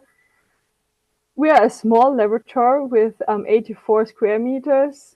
This is laboratory as well as airlocks and the surrounding areas. So it's a small laboratory compared to others, or if you heard from US or something. We have two rooms here. The picture, you can see the first one. This one is dedicated to autopsies with the special light and equipment for this. And the second room behind this, behind the door, you can see is, let's say, a little bit more equipped for cell culture work. There are incubators, freezers, centrifuges, whatever. In both rooms, we have biosafety cabinets conducted to the exhaust air as well, and also computer microscope, of course. Because of the autopsies, we also have implemented a chemical shower. You will see some pictures later on as well. This is the main reason was the autopsy to implement this, because somehow we have to bring in and out the corpse. But we are using the chemical shower as well for the staff to decontaminate the suits and the employees after working. The laboratory is also that's a little bit the advanced thing as well.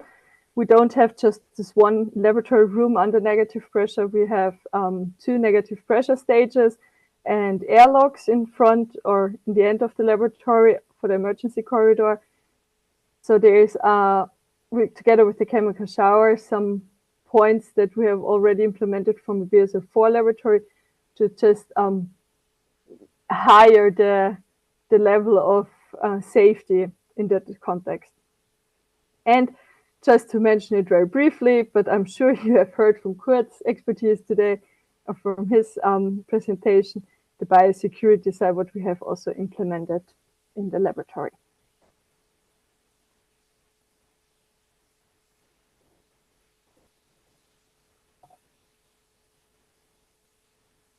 So, what we're doing in this laboratory. So, as mentioned, we have different areas there. The cell culture-based area, there we had different projects and cooperations during the last years, because of course SARS-CoV-2 was of interest. Nearly everybody in the industry was somehow interested in, is my drug antiviral or not?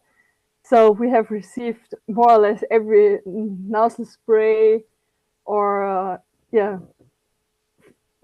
also some therapeutics against, or where it was already known that it helps against other diseases, to test, does it help against SARS-CoV-2 as well? So we have tested there a lot of antiviral drugs. Maybe one of them are not that known, or you would not expect that they help or have antiviral activities, such as green tea, for example, we have tried out. So quite interesting insights we have generated. Another aspect, what we are focusing in our research, is of course the diagnostics as well, to further improve PCR-based, also antigen-based assays. And here's our main goal, to have rapid diagnostics also for the field. So not only for laboratory use, because therefore I think there are good multiplex analytics available, but for the field-based and not laboratory-trained stuff, it is still hard to have those diagnostics available. And therefore we are in several projects working to improve those diagnostics. And also because of the chemical shower a little bit, we have tested out different decontamination methods and also testing PPE, or together with the manufacturer trying to improve the PPE for best purposes. And we also did some antiviral surface coatings, which was also quite interesting. So those are a little bit our research topics. And what else we do, as mentioned, the diagnostic part of the institute. We receive in general, not only infectious, but in general, if there are people suffering of cancer, something like that, at the pathology, we get the biopsies and the surgical material of those operations. And we have to, or the pathologists, not we, had to decide what therapy is suitable. Is it a good or bad tumor, so on, so on.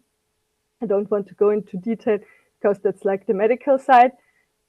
But we can use those biopsies also for our purposes that I will explain a little bit later on. And then, of course, the autopsies, one topic of the pathology. And there is a law, a regional law in Austria. So all suspicious cases with any infectious pathogen has to come to our facility for the autopsies. So therefore, we are somehow also a focal point for those things. And most of them are now suspicious cases of some prion infections, what makes it also difficult for the biosafety in a second sense as well, not only the autopsy part. Now you can see, sorry, was too fast, some pictures. As I mentioned, the chemical shower, so it's big enough to go in with the wagon for the autopsy, and as well for 2 persons at the same time to decontaminate a 3-door chamber. So we can use the direct way for the autopsies and the 3rd door for the stuff. And here, and in the bottom again, a picture of the laboratory if there's no autopsy. So, and now we can move on to our main topic, the challenges in biosafety and opportunities, of course. One, I just mentioned 3 points because there are even more, but the 3 most important ones. You have heard about the WHO Biosafety Manual, the BMBL, and all the other biosafety manuals around. And nearly all of them say the same things. Avoid aerosol formation. Don't handle needles and sharps, or be aware of handling needles and sharps. As well, you have to, samples must undergo validated inactivation methods to bring them out of the environment and so on. These are things we cannot really follow during an autopsy. Here you can see in the picture, that's a normal set of knives, etc., what you need during an autopsy. Some of them, of course, can be replaced. You maybe don't need both of them or something like that, but it is not possible to, in general, keep the knives out of the laboratory during an autopsy. The same is for aerosol formation. When you have to open the corpse, every step is somehow producing aerosols. And the most validated inactivation method, I think, is autoclaving. All of you know, if you want to bring something out, autoclaving would be the best option. Unfortunately, this also not works in our case for the patients. So the best thing, do you think, would it be good to just don't do autopsies in such an environment? We don't think so. We think that everything is doable if you have the right risk assessment and mitigation measures in place. So just don't do something because you have additional burdens to take is not the real way how to do. So with appropriate PPE, we have tested a lot of them, and we came to the conclusion that every single step you take needs more or less a different PPE. So if you're working in the cell culture base, it's a different PPE than you're needing during an autopsy. We try to avoid the not necessary sources of potential risks, let's say. So we, for example, don't use oscillating saws during the autopsy. You need special tight and leak-proof body bags because you cannot autoclave the corpse, so you need the special bags. Also already mentioned the chemical shower. It was one of the mitigation measurements which we put in place for the autopsies. And what we're working now is to have minimally invasive ultrasound-assisted biopsies, so to avoid, in general, to open the whole corpse and just taking biopsies. And as well, of course, there would be some containment solutions. You can imagine like mobile glove boxes just for the corpse, because it's also not very practical to bring all the corpses through the whole country to our laboratory. So it would be better to come with the trained team and the containment solution to the patient in case of.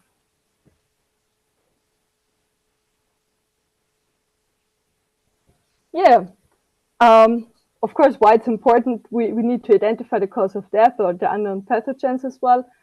And what brings us a little bit to the opportunities in this environment, or why we want to focus on this as well.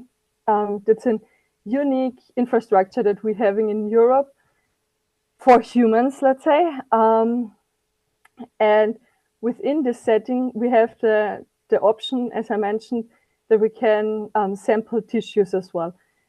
This goes to the 3R principle, I think you're all familiar with, to reduce, refine, and replace animal research wherever possible. And our main goal for this would be to use the tissues we are getting anyway at the pathology for infectious studies. And now, if you're sensible, there will follow some pictures of lung tissues. Sorry. So, as mentioned, we get the tissues from surgery. We take the healthy surrounding areas. We fill them with agarose to maintain the structure. And then we can cut them into pieces and embed them in it's so-called a lipstick, and it's more or less looking like this as well, you can see in the picture.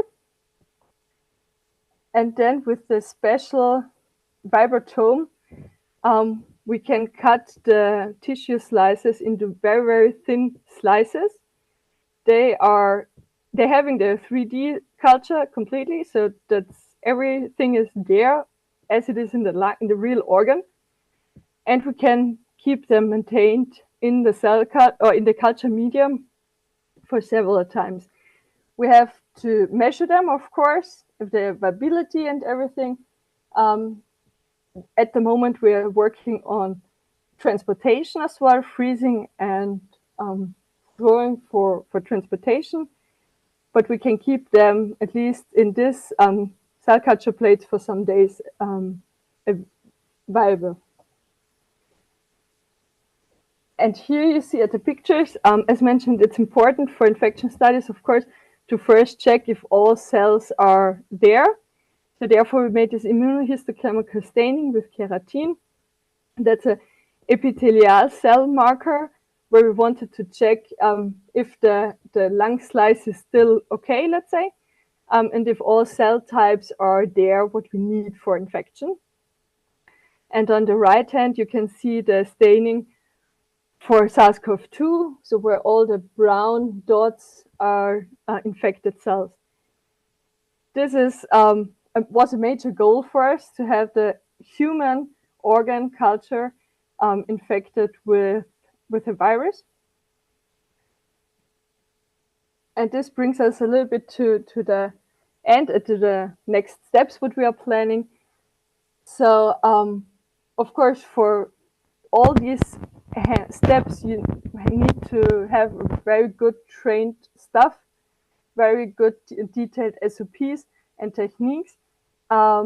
It's not easy to perform autopsies under those conditions because all of you, if you have worn the PPE, you can imagine that it's not easy to handle with knives in that surrounding. So this needs a lot of training, and we are always happy to get some insights from other departments and infrastructures as well to further improve our way of working. So we are quite sure that we're not perfect, but I think on a good way with all the different discussions we have. And maybe if you're working with animals, some of the parts can be compared to our situation, but then on the other hand, it's again somehow difficult because it's a human patient actually, and you need different techniques. So therefore, we are always improving and looking for further input. And according to the PCTL, the precision cut tissue slices we're working on, as mentioned, that's a major goal that we want to really follow up on. And lung is quite good established. We're working on liver, kidney, and skin models as well to really have a good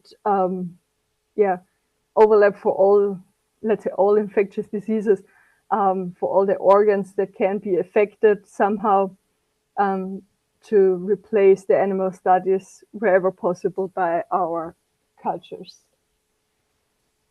And this, of course, can be done just in the context of some projects and cooperations. There are just one, or some of them mentioned.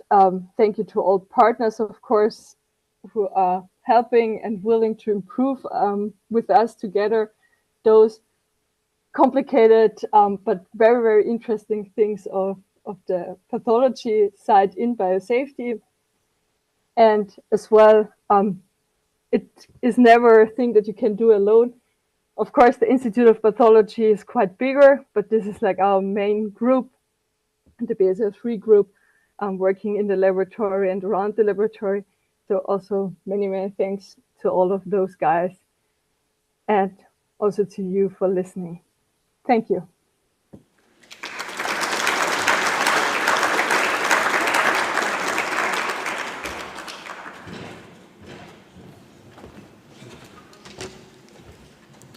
Thank you, Dr. Riegel, for showcasing the critical intersection on pathology and biosafety. And to conclude this session, we will have a short sponsor spotlight, and I invite Novolab to present their sponsor presentation. And during this 10-minute segment, you will learn about the specialized solutions and expertise, what Novolab brings to the fields of biosafety and biocontainment. And the floor is yours.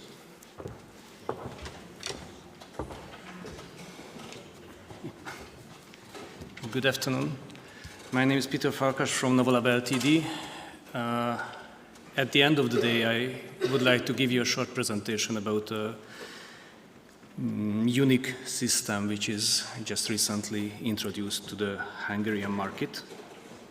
Who we are. So, as part of the Chroma team, we are the Hungarian representative of Agilent Technologies.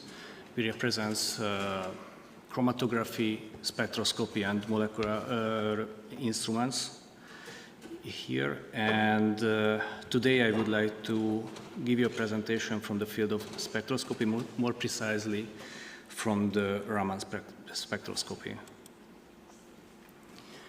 Agilent give different application, different solution for this field. Content uniformity tests, raw material testings for pharmaceuticals, microplastic analysis, automated microscopes for the environmental tests from drinking water from human tissues. And another big group is focused for armed forces, for out-of-the-lab measurements like our today instruments, the resource system. This system is designed for use on-field, doing on-field measurements, and give almost immediate information, including CS number, chemical structure information, and potential risk infos from the unknown samples. The samples can be from the wide range, like explosives, drugs, and other potential harmful substances. And it can be inside, and this is the unique part of the system, it can be inside in various containers like brown bottles, multi-layer paper sacks or envelopes like what they used many times in the delivery companies like TNT or FedEx, a million times a day. And even the toughest ones can be analyzed like the thick plastic barrels. It's very important because this is the only system in the market at the moment who can do this job and can eliminate the needs of opening the unknown samples on potential crime scenes and eliminates the potential risk of contaminating the user or the environment. And now a couple of slides about what's inside the system. So the heart of the system is a laser. It's a 3B class, very powerful laser, which can be used in portable device. But the producer had to decide what wavelength to choose, because in these type of systems, they are measuring only one wavelength. To choose the right wavelength, there is two aspects. The first one is the actual available Raman spectrum. The right side of the spectra gives us very strong Raman signal, but at the same time a very strong background noise, like the fluorescence background. The other part of the spectra gives us weaker and not as sharp Raman signal, but the background is lower in this side as well. The other aspect is to choose the right application, because different wavelengths can be used slightly different applications. Like the lower wavelength range can be used and can be good for geological sample, anorganic samples. The other part can be good for petrochemicals or polymer analysis. The mid-range and what is used by Agilent, this 700, 800 nanometer region, is the best part for identifying medicines, drugs, explosives, and so on. But only to have a powerful laser and the right choice of the wavelength is not enough to us to look through the barrier, the container. And this is the other unique part of the system, the SORS technique, which is a combination of a very precise optics system, which can move the laser source to can distinguish the container and the sample. And in the meantime, in the software, there is a patented mathematical formula, which can give us immediate spectrum and spectrum data from the actual sample. For this reason, the most common use of this system is the through barrier mode. In this method, the system itself is placed against the container, and the system can analyze the actual sample thanks to the SORS system.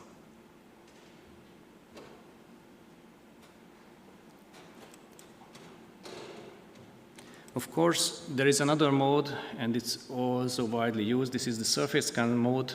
It's a point and shoot type of technique when we just have to aim the actual sample, press the start button, and the system measure the sample immediately. And last but not least, the there is a wire holder. It's a special cap which is included in the system. This is the right method when we would like to extend our library data. We can add pure material new spectra to our library.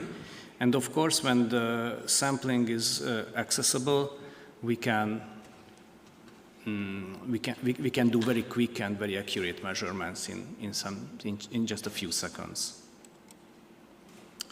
The system itself can come with various libraries, which can cover most of the available applications. It can be explosives, warfare chemicals, and so on. But these libraries are open, so we can add our own library points as well. The other important step when we use a portable laser-based Raman system is the field of the explosives, because these are very powerful systems, so we can meet unwanted explosions. And for this reason, Agilent developed a special SOP, which is available with the system, and the software can reduce dramatically the laser power, so a wide range of the explosives can be detected on field, so TNTs, Semtex, and so on. The system itself comes in a military-grade case with all of the accessories to can use in any circumstances. There is the reference cap, and there is also accessories for remote control, so even for automated robots can be used for detection. So, as summary, this special offset Raman spectroscopy system can be a powerful tool for military, for police, or for anti-crime groups to measure the samples as it found in the crime scene and dramatically reduce the answer time and the potential risk of any contamination during the work. Thank you very much.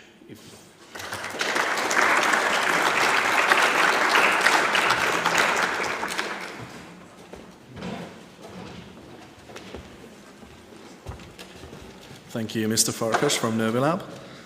And now we'll have a short break, through the best poster competition is still on, so vote, as Balázs told us. And this is a networking break, of course. And we will come back in 20 minutes, but for a panel discussion which will be in Hungarian without any translation devices. So this is a friendly reminder that through our foreign guests will unfortunately not understand. So this is an optional panel discussion on the Hungarian biosafety after the break. And now we'll have a short 20-minute break, and thank you for all of you.